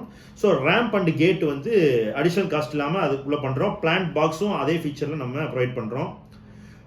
தென் ஐட்டம் நம்பர் 140 பர்கோலா இன் கான்கிரீட் ஆர் ஸ்டீல் ஃபேப்ரிகேஷன். இப்போ ஏதாச்சும் ஒரு ஃபீச்சர் பர்கோலா வருது, எலிவேஷனில் ஒரு பர்கோலா மாதிரி ஸ்ட்ரக்சர்ஸ் வருதுன்னா, இல்லை வீட்டுக்குள்ளே பர்கோலா மாதிரி ஸ்ட்ரக்சர்ஸ் வருது அப்படின்னா, பில்டப் ஏரியாக்குள்ளே இருந்துச்சுன்னா அது ஒரு மாதிரி கன்சிடர் செய்யப்படுது. கான்கிரீட்டுக்கு எங்கள் ஸ்கோப் இல்லை அப்படின்னு சொல்லிட்டு, ஐ மீன் கான்கிரீட் எங்கள் ஸ்கோப், மேலே கிளாஸ் பண்ணுறது கிளைண்டோட ஸ்கோப் மாதிரி வரும். இல்லை அவுட்டர் ஒரு ஃபீச்சர் வந்துச்சுன்னா அதுக்கு என்ன அடிஷனல் காஸ்ட்டோ அந்த அடிஷனல் காஸ்ட் சார்ஜ் செய்யப்படும். கிளாஸ் ஒர்க், அதான் டஃப் அண்ட் கிளாஸ். இப்போ ஒருவேளை பில்டப் ஏரியாக்குள்ளே இருக்குன்னா கான்கிரீட் பர்கோலா நாங்கள் எங்கள் ஸ்கோப்பில் எடுத்துக்கிறோம். பட் மேலே வர்ற டஃப் அண்ட் கிளாஸ் வந்து எங்கள் ஸ்கோப் இல்லை, அடிஷ்னல் சார்ஜஸாக வரும். பெட்ரூம்க்கு போகிற மாதிரி ஸ்டேர்கேஸ் நம்ம ப்ரொவைட் பண்ணணும்னா அது அடிஷ்னலாக 35,000 rupees வரும். Additional setback area gravel filling. இப்போ வந்துட்டு நம்ம செட்பேக் ஏரியா, அதாவது நான் சொன்ன மாதிரி காம்பவுண்ட் வால் நாங்கள் கன்ஸ்ட்ரக்ட் பண்ணுறோம்னா 2 feet நாங்கள் ப்ரொவைட் பண்ணிடுவோம். அது வந்து cement flooring or tile finish வந்து டிபெண்ட்ஸ் ஆன் ஸ்பெக்கு நாங்கள் பண்ணுறோம். இன்கேஸ் அது வந்து ஒரு 10 அடி இருக்குது, காம்பவுண்ட் வாலுக்கு வீட்டுக்கு 10 அடி இருக்குன்னா அந்த ஏரியாவை இப்போ ஃபில் பண்ணுறதுக்கு காஸ்டிங் வேணும். ஸோ இதெல்லாம் தான் டிஸ்கஷனுக்குள்ளே கொண்டு வர வேண்டிய விஷயங்கள். ஸோ இது வந்து ஒரு சேம் பார்க்கிங் ஃப்ளோரோட ஹைட்டுக்கு அந்த இடத்துக்கு ஃபில் பண்ணி ஃபினிஷிங் பண்ணோம்னா 330 rupees per square feet வந்து நாங்கள் சார்ஜ் பண்ணுறோம். Additional ceiling height. இப்போ வீட்டுக்குள்ளே எனக்கு சீலிங் ஹைட் வந்து உயரமாக வேணும், எனக்கு வந்து 10 அடி சீலிங் கிளியர் கொடுத்துருக்கீங்க, இல்லை எனக்கு 11 அடி வேணும், நான் ரொம்ப ஹைட்டாக சீலிங் 12 அடி வேணும், நான் ரொம்ப ஹைட்டான சீலிங் எதிர்பார்க்குறேன்னா 1 square feet காஸ்ட் பிளிந்த் ஏரியாவோட, அதாவது ஒரு ஃப்ளோர், எந்த ஃப்ளோர் உங்களுக்கு அதிகமாக வேணுமோ அந்த ஃப்ளோரோட area into 65 rupees per square feet charge பண்ணுறோம். Additional basement height. இப்போ பேஸ்மெண்ட் வந்து நான் 3 அடி தான் கொடுத்துருக்கேன், இல்லை எனக்கு வந்து ஒரு 4 அடி வேணும், 5 அடி வேணும், இது வந்து வாட்டர் லாகிங் ஏரியா, இது இனியும் ஃபியூச்சரில் ரோட் டெவலப் ஆகிறதுக்கு இருக்குது அப்படிங்கிற மாதிரி இருந்துச்சுன்னா டோட்டல் லேண்ட் ஏரியா காஸ்ட் இருக்குது இல்லைங்களா. ஏன்னா நான் லேண்ட் ஏரியாவுக்குள்ள தான் காம்பவுண்ட் எல்லாமே வரும். காம்பவுண்டுக்கு இப்போ வந்துட்டு எப்படி எடுக்கணும்னா, இப்போ பேஸ்மெண்ட்டு 3 அடியிலேருந்து 5 அடி உயர்த்தணும்னா 2 அடி உயர்த்தணும். ஸோ காம்பவுண்ட் வாலும் சைமல்டேனியஸாக உயர்த்தணும், சுற்றி இருக்கிற செட்பேக்கையும் உயர்த்தணும். ஸோ அதனால் நாங்கள் தனித்தனியாக காஸ்டிங் பண்ணாமல் டோட்டல் லேண்டுக்கு அந்த whatever the land area 5 cent இருக்கா, இப்போ வந்து maybe ground floor plinth area 2000 square feet இருக்கலாம், ஆனால் total land area 2500 square feet இருக்கலாம். So land area into 70 rupees per square feet of the land area.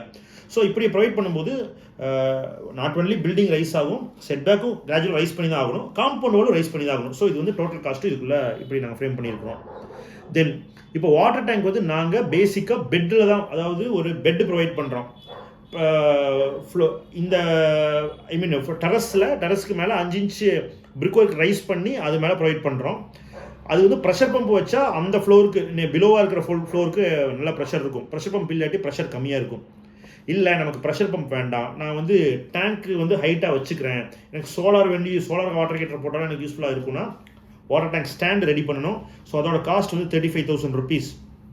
இல்லை எனக்கு ஃபேப்ரிகேஷன் ஸ்டாண்டு வேண்டாம், எனக்கு வந்து பர்மனெண்ட்டாக ஒரு கான்கிரீட் ஸ்டாண்ட் மாதிரி பண்ணிடுங்கன்னா சேம் காஸ்ட்டுக்கு 35,000 rupeesக்கு நாங்கள் கான்கிரீட் ஸ்டாண்டு மாதிரியும் ப்ரொவைட் பண்ணுறோம்.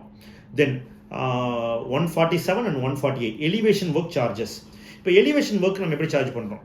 பிளிந்த் ஏரியாக்குள்ளே ஃப்ரண்ட் வால் மட்டும், பிளிந்த் ஏரியாவிலேருந்து வெளியே நிறைய ப்ரொஜெக்ஷன்ஸ்லாம் இல்லாமல் என்ன பேசியிருக்கோமோ அந்த பிளிந்த் ஏரியாவுக்குள்ளே ஒரு மேசன்ட்ரி ஒர்க், இப்போ இந்த ஃபோட்டோஸில் பார்க்குற மாதிரி மேசன்ட்ரி வச்சு சிமெண்ட் வச்சு நம்ம வந்து ஒரு பண்ணணும், எலிவேஷன் செய்யணும் அப்படின்னு சொன்னால் அது அடிஷ்னல் காஸ்ட் கிடையாது, எங்களோட ஸ்கோப்லேயே நாங்கள் செய்து தர்றோம். இது நிறைய பில்டர்ஸ் பேசிக்காக ஒன்லி அவுட்டர் பின்னாடி பில்டிங்கோட பின்னாடி பக்கம் எப்படி பிளாஸ்டிங் பண்ணுவோம் அது மாதிரி தான் முன்னாடியும் பிளாஸ்டிங் பண்ணுவோம். அதுக்கு தான் எங்களோட ஸ்கோப். அடிஷ்னல் எலிவேஷன் ஒரு சின்ன குரூப் போட்டால் கூட அதுக்கு அடிஷ்னல் காஸ்ட்னு சொல்லலாம். உங்கள் பில்டர்கிட்ட கேட்டுக்குங்க. நாங்கள் பண்ணுற எலிவேஷன்ஸை இந்த ஃபோட்டோஸில் நீங்கள் பார்க்க முடியுது. இதுக்கு வந்து அடிஷ்னல் காஸ்ட் இல்லை. பட் இதே வந்து ஒரு ரெயிலிங் பண்ணணும், அதுக்கு அடிஷ்னலாக ஒன்று வருது அப்படின்னா ரெயிலிங் எங்கள் ஸ்கோப். அது கிளாஸ் ரெயிலிங்கோட காஸ்ட் என்னவோ அடிஷ்னலுக்கு வரும். இல்லை எனக்கு ஒரு பர்குலா பண்ணுங்க, இல்லை எனக்கு ஒரு தனியாக ஒரு கிளாஸ் வால் ஒன்று பண்ணுங்க அப்படின்னா அது அடிஷ்னல் காஸ்ட். இல்லை எனக்கு டைல் பண்ணுங்க, இந்த வால்லாம் டைல் பண்ணுங்கன்னா நாங்கள் எலிவேஷனுக்கு ஆல்ரெடி டைல்னு ஒரு பட்ஜெட் கொடுத்துருக்குறோம். இதுக்கு முன்னாடி டிஸ்கஸ் பண்ணேன். அதில் உங்களோட டைல் பர்மிசிபிள் லிமிட்டுக்குள்ள இருக்குது. அதாவது 1000 square feet 100 square feet, 2000 square feet 200 square feet. அப்போ 200 square feet அலாட்மெண்ட் இருக்குன்னு சொன்னால் அதில் நம்ம டைல் இங்கே பண்ணலாம். தென் காம்பவுண்ட் வால் எலிவேஷன் ஒர்க்ஸ். ஃப்ரண்ட்டில் காம்பவுண்ட் வால் சிம்பிளாக விடாமல் அவுட்டர் வால்ஸில் எந்த எலிவேஷன் ஒர்க் வராது, ஜஸ்ட் பிளாஸ்டிங் வரும். ஃப்ரண்ட்டில் ஒரு வீட்டோட எலிவேஷனுக்கு மேட்ச் ஆகிற மாதிரி ஒரு பேசிக்கான ஒரு எலிவேஷன் ஃபீச்சர் மேசன்ட்ரி ஒர்க்கில் செய்து தரப்படும். Then safety grill door, main டோருக்கு வெளியே ஒரு சேஃப்டி கில் டோர்லாம் வேணும்னா அடிஷ்னலாக கிளைண்ட் ப்ரொவைட் பண்ணால் அல்லது அடிஷ்னல் சார்ஜஸ் பே பண்ணால் அதை வந்து நாங்கள் ஃபிக்ஸ் பண்ணி தருவோம். செக்யூரிட்டி கேமரா, இப்போ வந்து ஒர்க் நடக்கும்போது ஒரு செக்யூரிட்டி எல்லாம் பெரிய ப்ராஜெக்ட்ஸ்னால் செக்யூரிட்டி போடலாம். அப்போ சின்ன சின்ன ப்ராஜெக்ட்ஸ்க்கு நம்ம வந்து செக்யூரிட்டியை வந்து தனியாக போட முடியாது. ஸோ அப்போ அதுக்கு நாங்கள் எப்படி அதை மெயின்டைன் பண்ணுறோம். திருட்டுகள் நடக்கலாம், ஏன்னா இங்கே எல்லாமே ஓப்பனில் இருக்கும், எல்லாமே காஸ்ட்லியான பொருள், இரும்பெல்லாம் வந்து சென்ட்ரிங் ஷீட்ஸ், இது மாதிரி விஷயங்கள், சிமெண்ட் பேக்ஸ், இதெல்லாம். ஸோ அது எப்படி நம்ம சேவ் பண்ணுறோம்னா, நாங்கள் CCTV, solar CCTV camera provide பண்ணுறோம். ஏன்னா எலக்ட்ரிக்கல் நாங்கள் இனிஷியலாக கொடுத்து பார்த்தோம். எலக்ட்ரிக்கல் கொடுக்கும்போது நிறைய டேட்டா இருக்கும், நம்ம எப்பவுமே ஸ்ட்ரீமிங் பண்ணிகிட்டே இருக்கவெல்லாம் முடியுது தான், எப்பவுமே பார்க்க முடியுது, எல்லாமே இருக்குது. பட் ஸ்டில் அந்த ஒயர் வந்து அடிக்கடி டிஸ்கனெக்ட் ஆயிடுது, கழட்டி விட்டுருவாங்க. ஸோ பிரச்சனை இருக்குது. சரி, இந்த சிசிடிவி ப்ரொவிஷன் வந்து கிளைண்ட்டுக்கும் ஆக்சஸ் கொடுக்குறீங்களா அப்படின்னா, கிளைண்ட் ஆக்சஸ் கொடுக்கும்போது இமீடியட்டாக ட்ரெயின் ஆகிடுது, அதை யூஸ் பண்ண முடியறதில்ல. நாங்களே இது வந்துட்டு 6 people அட்லீஸ்ட் ஆக்சஸ் பண்ண வேண்டியதாக இருக்குது. ஸோ இது பில்டரோட ஒரு மெட்டீரியல் சேஃப்டிக்காக சைட்டில் என்ன நடக்குதுங்கிறத தெரிஞ்சுக்கணுங்கிறதுக்காக நாங்கள் இதை ப்ரொவைட் பண்ணியிருக்கிறோம். எங்கள் நம்ம ஆஃபீஸில் எப்பவுமே டிவியில் இது வந்து ரன் ஆகிட்டு இருக்கும். ஓனர் ஸ்கோப் என்ன, இப்போ இதெல்லாம் டிஸ்கஸ் பண்ணிட்டோம். ஒரு பில்டிங் கம்ப்ளீட் பண்ணுறது இனியும் ஓனர் என்னெல்லாம் வந்து செய்ய வேண்டியது இருக்குது அப்படின்னு பார்த்தா, electricity will be provided by owner. அந்த டெம்பரரி பாக்ஸ் இனிஷியலாக செட் பண்ணி வயரிங் பண்ணி கவர்மெண்ட் கிட்டேருந்து கரண்ட் வாங்கி கொடுக்க வேண்டியது ஓனரோட scope. Water will be provided by owner. Borewell போட்டு அதில் போர் பம்ப் மாட்டி எங்களுக்கு தண்ணி வெளியே வந்து கொடுக்கணும். அதுக்கப்புறம் இந்த தண்ணி நாங்கள் யூஸ் பண்ணுவோம். இன்கேஸ் போர்வெல் இல்லை அப்படின்னா தண்ணி வாங்கி கொடுக்கணும். அப்படின்னா இனிஷியலாக சம்ப் கட்டுற வரைக்கும், ஏன்னா சம்ப் வந்து நாங்கள் பேஸ்மெண்ட்டுக்கு அப்புறம் தான் கட்ட முடியும், சைட் கண்டிஷனை பொறுத்து. இனிஷியலாகவே கட்டிட்டு ஒர்க் பண்ண முடியாது, பேஸ்மெண்ட் கிராவல் ஃபில்லிங் பண்ணணும் அப்படின்னா. ஸோ அதுக்கு முன்னாடி வரைக்கும் அதோட tank setup, so what ever, அது வந்து கிளைண்ட்டோட ஸ்கோப். அப்புறம் லேண்ட் ஃபார் ஒர்க்கர் ஷெட்டு நாங்கள் போடுறோம் இனிஷியலாக சொன்ன மாதிரி. பட் அதுக்கான லேண்ட் இங்கே நீங்கள் பண்ணிக்கலாம்னு சொல்லி நெய்பர்கிட்ட பேசி, ஆர் ஒரு ரோட் சைட்னாலும் அது அந்த அசோசியேஷன் இருந்துச்சுன்னா அவங்ககிட்ட பேசி அங்கே எங்களுக்கு ஷெட்டு போடலான்னு சான்ஸ் ஏற்படுத்தி கொடுக்கறது வேண்டியது அந்த லேண்ட் ஓனர்.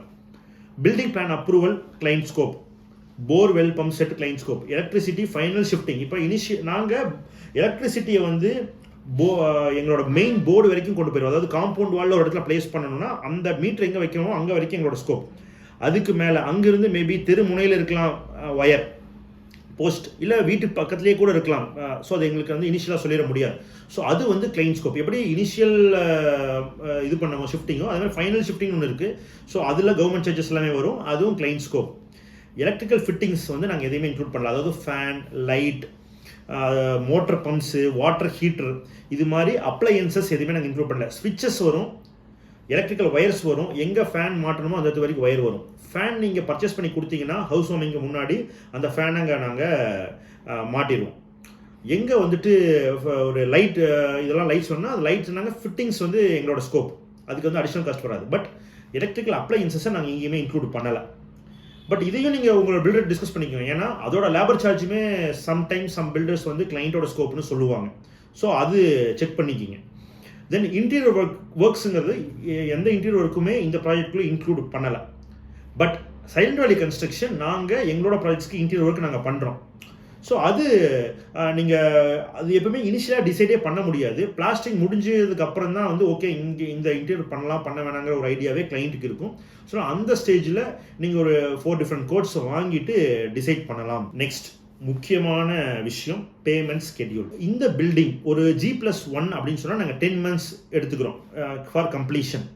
இதுவே கமர்ஷியல் ப்ராஜெக்ட்ஸ் ஒரு rental G+4 stilt+4 building, stilt+5 பில்டிங்ஸும் நாங்கள் ப்ராஜெக்ட்ஸ் எடுக்கிறோம், செய்கிறோம். அதுக்காக ஒரு ஃப்ளோருக்கு 10 மாதமா அப்படிங்கிற மாதிரி கிடையாது. ஏன்னா அது டிபெண்ட்ஸ் ஆன் ரெக்குவயர்மெண்ட், அதோட டைமிங் மாறலாம்.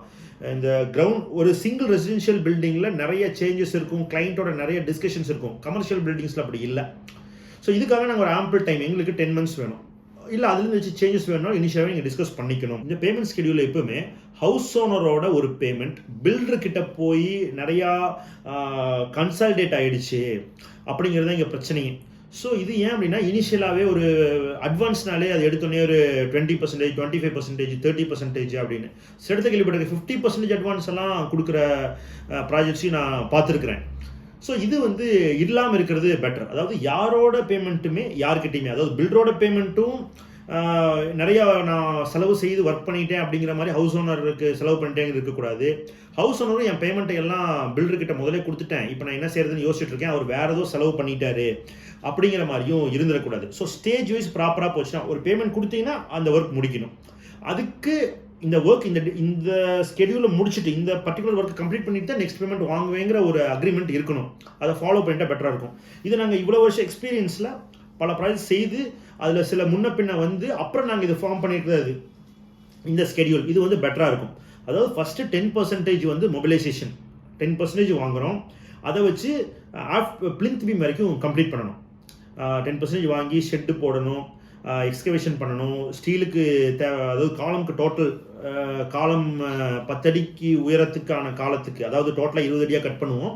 ஸோ அந்த காலம் கட்டப்பட்டிருக்கணும், ஃபூட்டிங் போடணும், காலம் ரைஸ் பண்ணணும், தென் பூமியை மண்ணு க்ளோஸ் பண்ணி கன்சாலிடேட் பண்ணி பிளிந்த் பீம் போடணும். இந்த பிளிந்த் பீம் கான்கிரீட் பண்ணினதுக்கப்புறம் தான் பேமெண்ட்டே ரைஸ் பண்ணணும். அதுக்கப்புறம் தான் நெக்ஸ்ட் 10%. அந்த 10% வாங்கிட்டு பிரிக் ஒர்க் பண்ணணும், பிளாஸ்டிங் பண்ணணும், உள்ள கன்சாலிடேட் பண்ணிவிட்டு நமக்கு வந்துட்டு பேஸ்மெண்ட் வந்து கம்ப்ளீட் ஆகும். ஸோ இப்போ தான் வாட்டர் டேங்கே குழி எடுப்போம். அந்த குழி எடுக்கிற மண்ணை எடுத்து தான் பேஸ்மெண்ட்குள்ளே ஃபில் பண்ணுவோம்.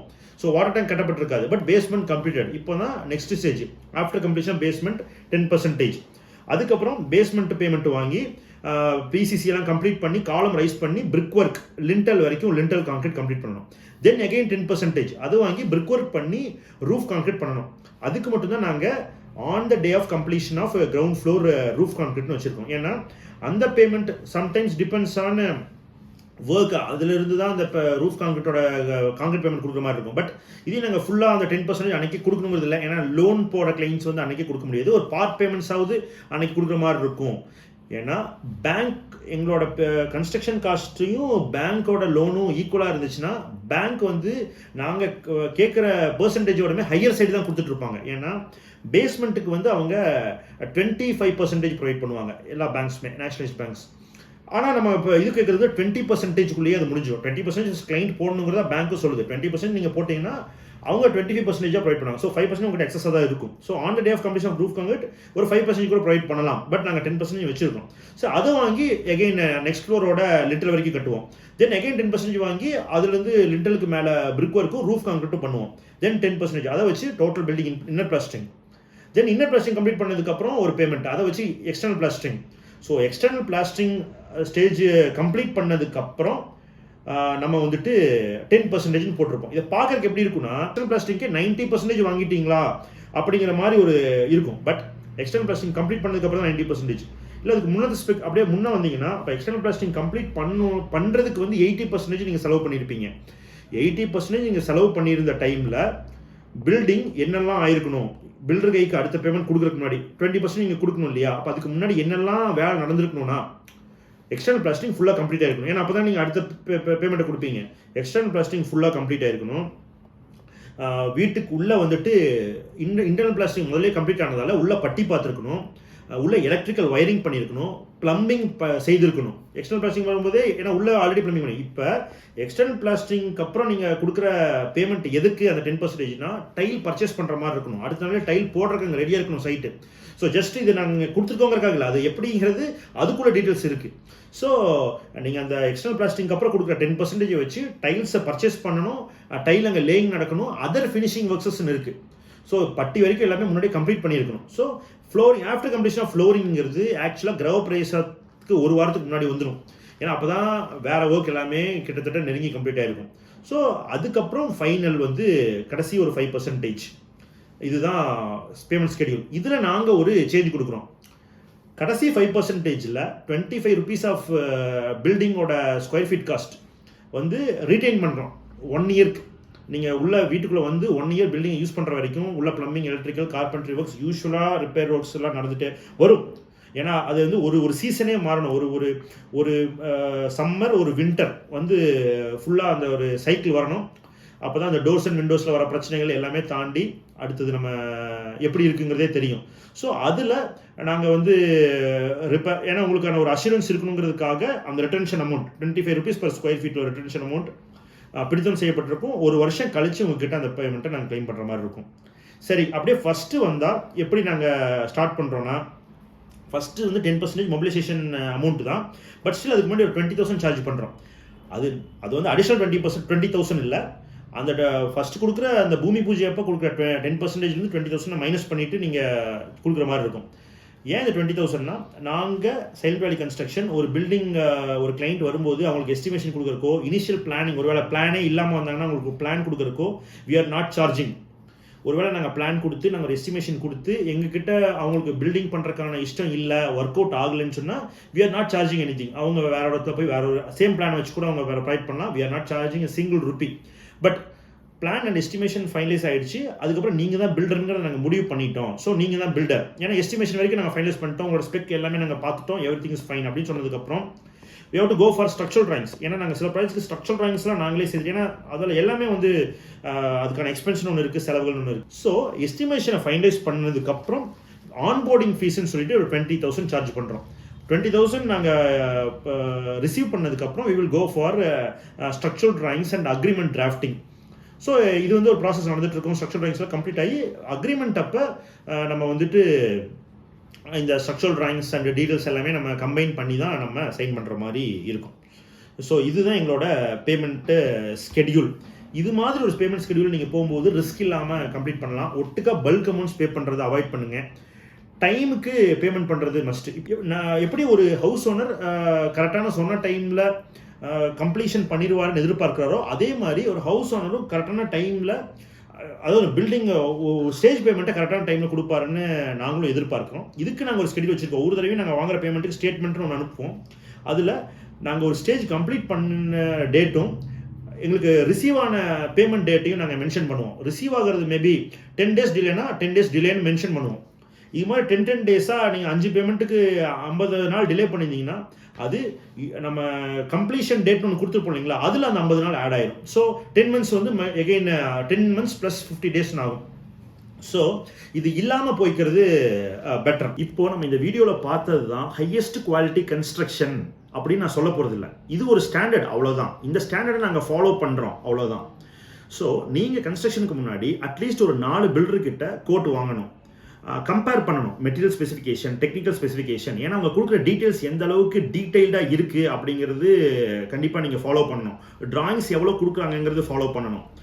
ஒரு இன்ஜினியராக இருந்தால் நீங்கள் அவருக்கு வந்து ப்ரியாரிட்டி கொடுக்கலாம். ஏன்னா அவங்களோட எக்ஸ்பீரியன்ஸ் ப்ளஸ் படிப்புன்னு ஒன்று இருக்குது. அதை படிச்சுட்டு இப்போ ஒரு 4 years 7 years வந்து அவங்க அந்த துறையில் படிச்சிருந்துருக்கலாம். ஸோ அதுக்கான வேல்யூன்னு ஒன்று இருக்குது. அதுக்கான ஒரு ப்ரொஃபஷனல் நாலேஜோடு அவங்க அந்த ஒர்க்கை எக்ஸிக்யூட் பண்ணலாம். ஸோ அதுக்கு நீங்கள் ப்ரியாரிட்டி கொடுக்கலாம். எக்ஸ்பீரியன்ஸுக்கு நீங்கள் ப்ரியாரிட்டி கொடுக்கலாம்.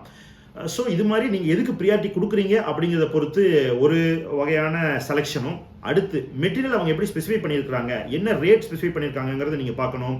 இப்போ ஒரு builder compound wall, septic tank, water tank எல்லாமே ஸ்கொயர் ஃபீட் ரேட்குள்ளே கொண்டு வந்திருப்பார். இன்னொரு பில்டர் அதெல்லாம் தனியாக கொடுத்துருப்பார். ஒரு பில்டர் ஸ்டேர் கேஸ்க்கு அடிஷனல் காஸ்ட் போட்டிருப்பார். ஒரு பில்டர் கொடுக்காம இருப்பார். ஒரு பில்டர் போர்ட்டிகோக்கு பாதி ரேட் ப்ரொவைட் பண்ணியிருப்பார். ஒரு பில்டர் ஆவரேஜ் ரேட் கொடுத்துருப்பாங்க. ஸோ இப்படி எல்லாருமே கன்ஃபியூசிங்காக தான் உங்களுக்கு ஒரு ரேட் ஆர் கன்ஸ்ட்ரக்ஷன் காஸ்ட்டை வந்து ப்ரொவைட் பண்ணுவாங்க. ஏன்னா இதுக்கு வந்து எதுவுமே டிஃபைன்டு கேட்டகரின்னு கிடையாது. இப்போ நீங்கள் அல்டிமேட்டாக பண்ணுறது, உங்கள் ப்ராஜெக்டுக்குள்ளே நீங்கள் வீட்டுக்குள்ளே வசிக்கிறதுக்கு உள்ளே நீங்கள் போகும்போது என்னெல்லாம் இருக்கணுங்கிறது உங்களுக்கு தெரியும். இதெல்லாமே கம்ப்ளீட் பண்ணாங்கன்னா ஒரு வீடு முழுமையடையும். ஒரு பில்டர் ப்ளம்பிங் ஃபிட்டிங்ஸ் இல்லாமல் கொடுப்பார், ஒருத்தர் ப்ளம்பிங் ஃபிட்டிங்ஸோட கொடுத்துருப்பார். ஆனால் உங்கள் வீட்டுக்கு ப்ளம்பிங் ஃபிட்டிங்ஸ் போட்டால் தான் அது கம்ப்ளீட் ஆகும். ஸோ அப்படின்னா இது எல்லாத்தையுமே நீங்கள் ஆட் பண்ணுங்கள். ஸ்டார்டிங்லேருந்து கம்ப்ளீஷன் வரைக்கும் ஒரு பில்டர்கிட்டேருந்து வாங்கின ஐடியா வச்சு, ஓகே இந்த பில்டர் இது கொடுக்கல, அப்போ அவர்கிட்ட கொடுத்தா என்ன ஆகும், இதை ஆட் பண்ணால் என்ன ஆகுங்கிறத டோட்டலாக ஆட் பண்ணி ஃபைனல் காஸ்ட்டை கம்பேர் பண்ணுங்கள். ஜஸ்ட் ரேட்டை மட்டுமே கம்பேர் பண்ணாதீங்க. கம்மியாக கொடுக்குற பில்டர் சிறந்த பில்டரும் இல்லை, ஹையஸ்ட் ரேட் கொடுக்குற பில்டர் ரொம்ப குவாலிட்டியாக கன்ஸ்ட்ரக்ட் பண்ண போகிறதும் இல்லை. ஸோ நீங்கள் அவங்க ப்ராஜெக்ட்ஸை விசிட் பண்ணணும். உண்மையாக அவங்க ப்ராஜெக்ட்ஸ் அண்டர் கன்ஸ்ட்ரக்ஷனில் இருக்கா, அவங்களோட ஒரு கம்ப்ளீட்டட் ப்ராஜெக்ட் எப்படி இருக்கும், அண்டர் கன்ஸ்ட்ரக்ஷன் ப்ராஜெக்ட் எப்படி இருக்குங்கிறது நீங்கள் பார்க்கறது ஒரு பெட்டர் ஐடியாவை உங்களுக்கு கொடுக்கும். அவங்ககிட்ட உண்மையாக டீம் இருக்கா, ஒரு சைட் இன்ஜினியர், சைட் சூப்பர்வைசர்ஸ் மாதிரி டீம் வச்சுருக்கிறாங்களா, இல்லை அவங்க அப்படி அதுக்கான ஆட்கள் இல்லைன்னா அதுக்கான நல்ல குவாலிட்டி டீம் வச்சு அவங்க ஒர்க் பண்ணுவாங்களா, அவங்ககிட்ட மெட்டீரியல்ஸ் இருக்குமா, சென்ட்ரிங் மெட்டீரியல்ஸ் எல்லாம் அவங்க ஓனாக வச்சுருப்பாங்களா, இல்லை எல்லாத்துக்குமே வந்து லெண்டிங்கே போய் அப்புறம் அது ஒரு பெரிய காஸ்ட் வந்து பாதியில் ப்ராஜெக்டை விட்டுட்டு போயிடுவாங்களா, அவங்களோட ட்ராக் ரெக்கார்டு என்ன, இதெல்லாம் நீங்கள் கவனிக்க வேண்டியதாக இருக்கும். இதை எல்லாத்தையும் கம்பேர் பண்ணிட்டு தான் நீங்கள் காஸ்ட்டுக்கு வரணும். ஜஸ்ட்டு இப்போ இதுக்கு ஒரு ரேட் நீங்கள் போட்டீங்க, இதை கம்மி பண்ணுங்கள், இது ஒரு இன்னொரு பில்டர் ரேட் சொல்லியிருக்காரு அப்படிங்கிற ரேட் கான்செப்டில் மட்டுமே போகாமல் ப்ராப்பர் கம்பேரிஷன் பண்ணுங்கள். மேபி ஹையஸ்ட் ரேட் கொடுத்த ஒரு பில்டர் அவர் எல்லாத்தையும் கவர் பண்ணியிருப்பார். லோவஸ்ட் ரேட் கொடுத்த பில்டர் கிட்ட நீங்கள் போய் ஒர்க்கை ஸ்டார்ட் பண்ணீங்கன்னா முடிக்கும் போது இவரை விட நீங்கள் அதிகமான ஹையஸ்ட் ரேட் கொடுத்தவரோட காஸ்ட்டை விட அல்டிமேட்டாக ஃபியூ லேக்ஸ் வந்து நீங்கள் அதிகமாக செலவு பண்ணி இவர்கிட்ட கம்ப்ளீட் பண்ண வேண்டிய சூழ்நிலை இருந்தாலும் இருக்கலாம். அப்படி தான் நடந்துட்டு இருக்கு. So knowledge equal to lakhs of rupees சேவிங்னு தான் நான் சொல்லுவேன். மெட்டீரியல் ஸ்பெசிஃபிகேஷன் எப்படி முக்கியமோ அதை விட முக்கியம் டெக்னிக்கல் ஸ்பெசிஃபிகேஷனுங்கிறத இந்த வீடியோ மூலிமா நீங்கள் தெரிஞ்சிருப்பீங்கன்னு நான் நம்புகிறேன். Something undefined is a drop.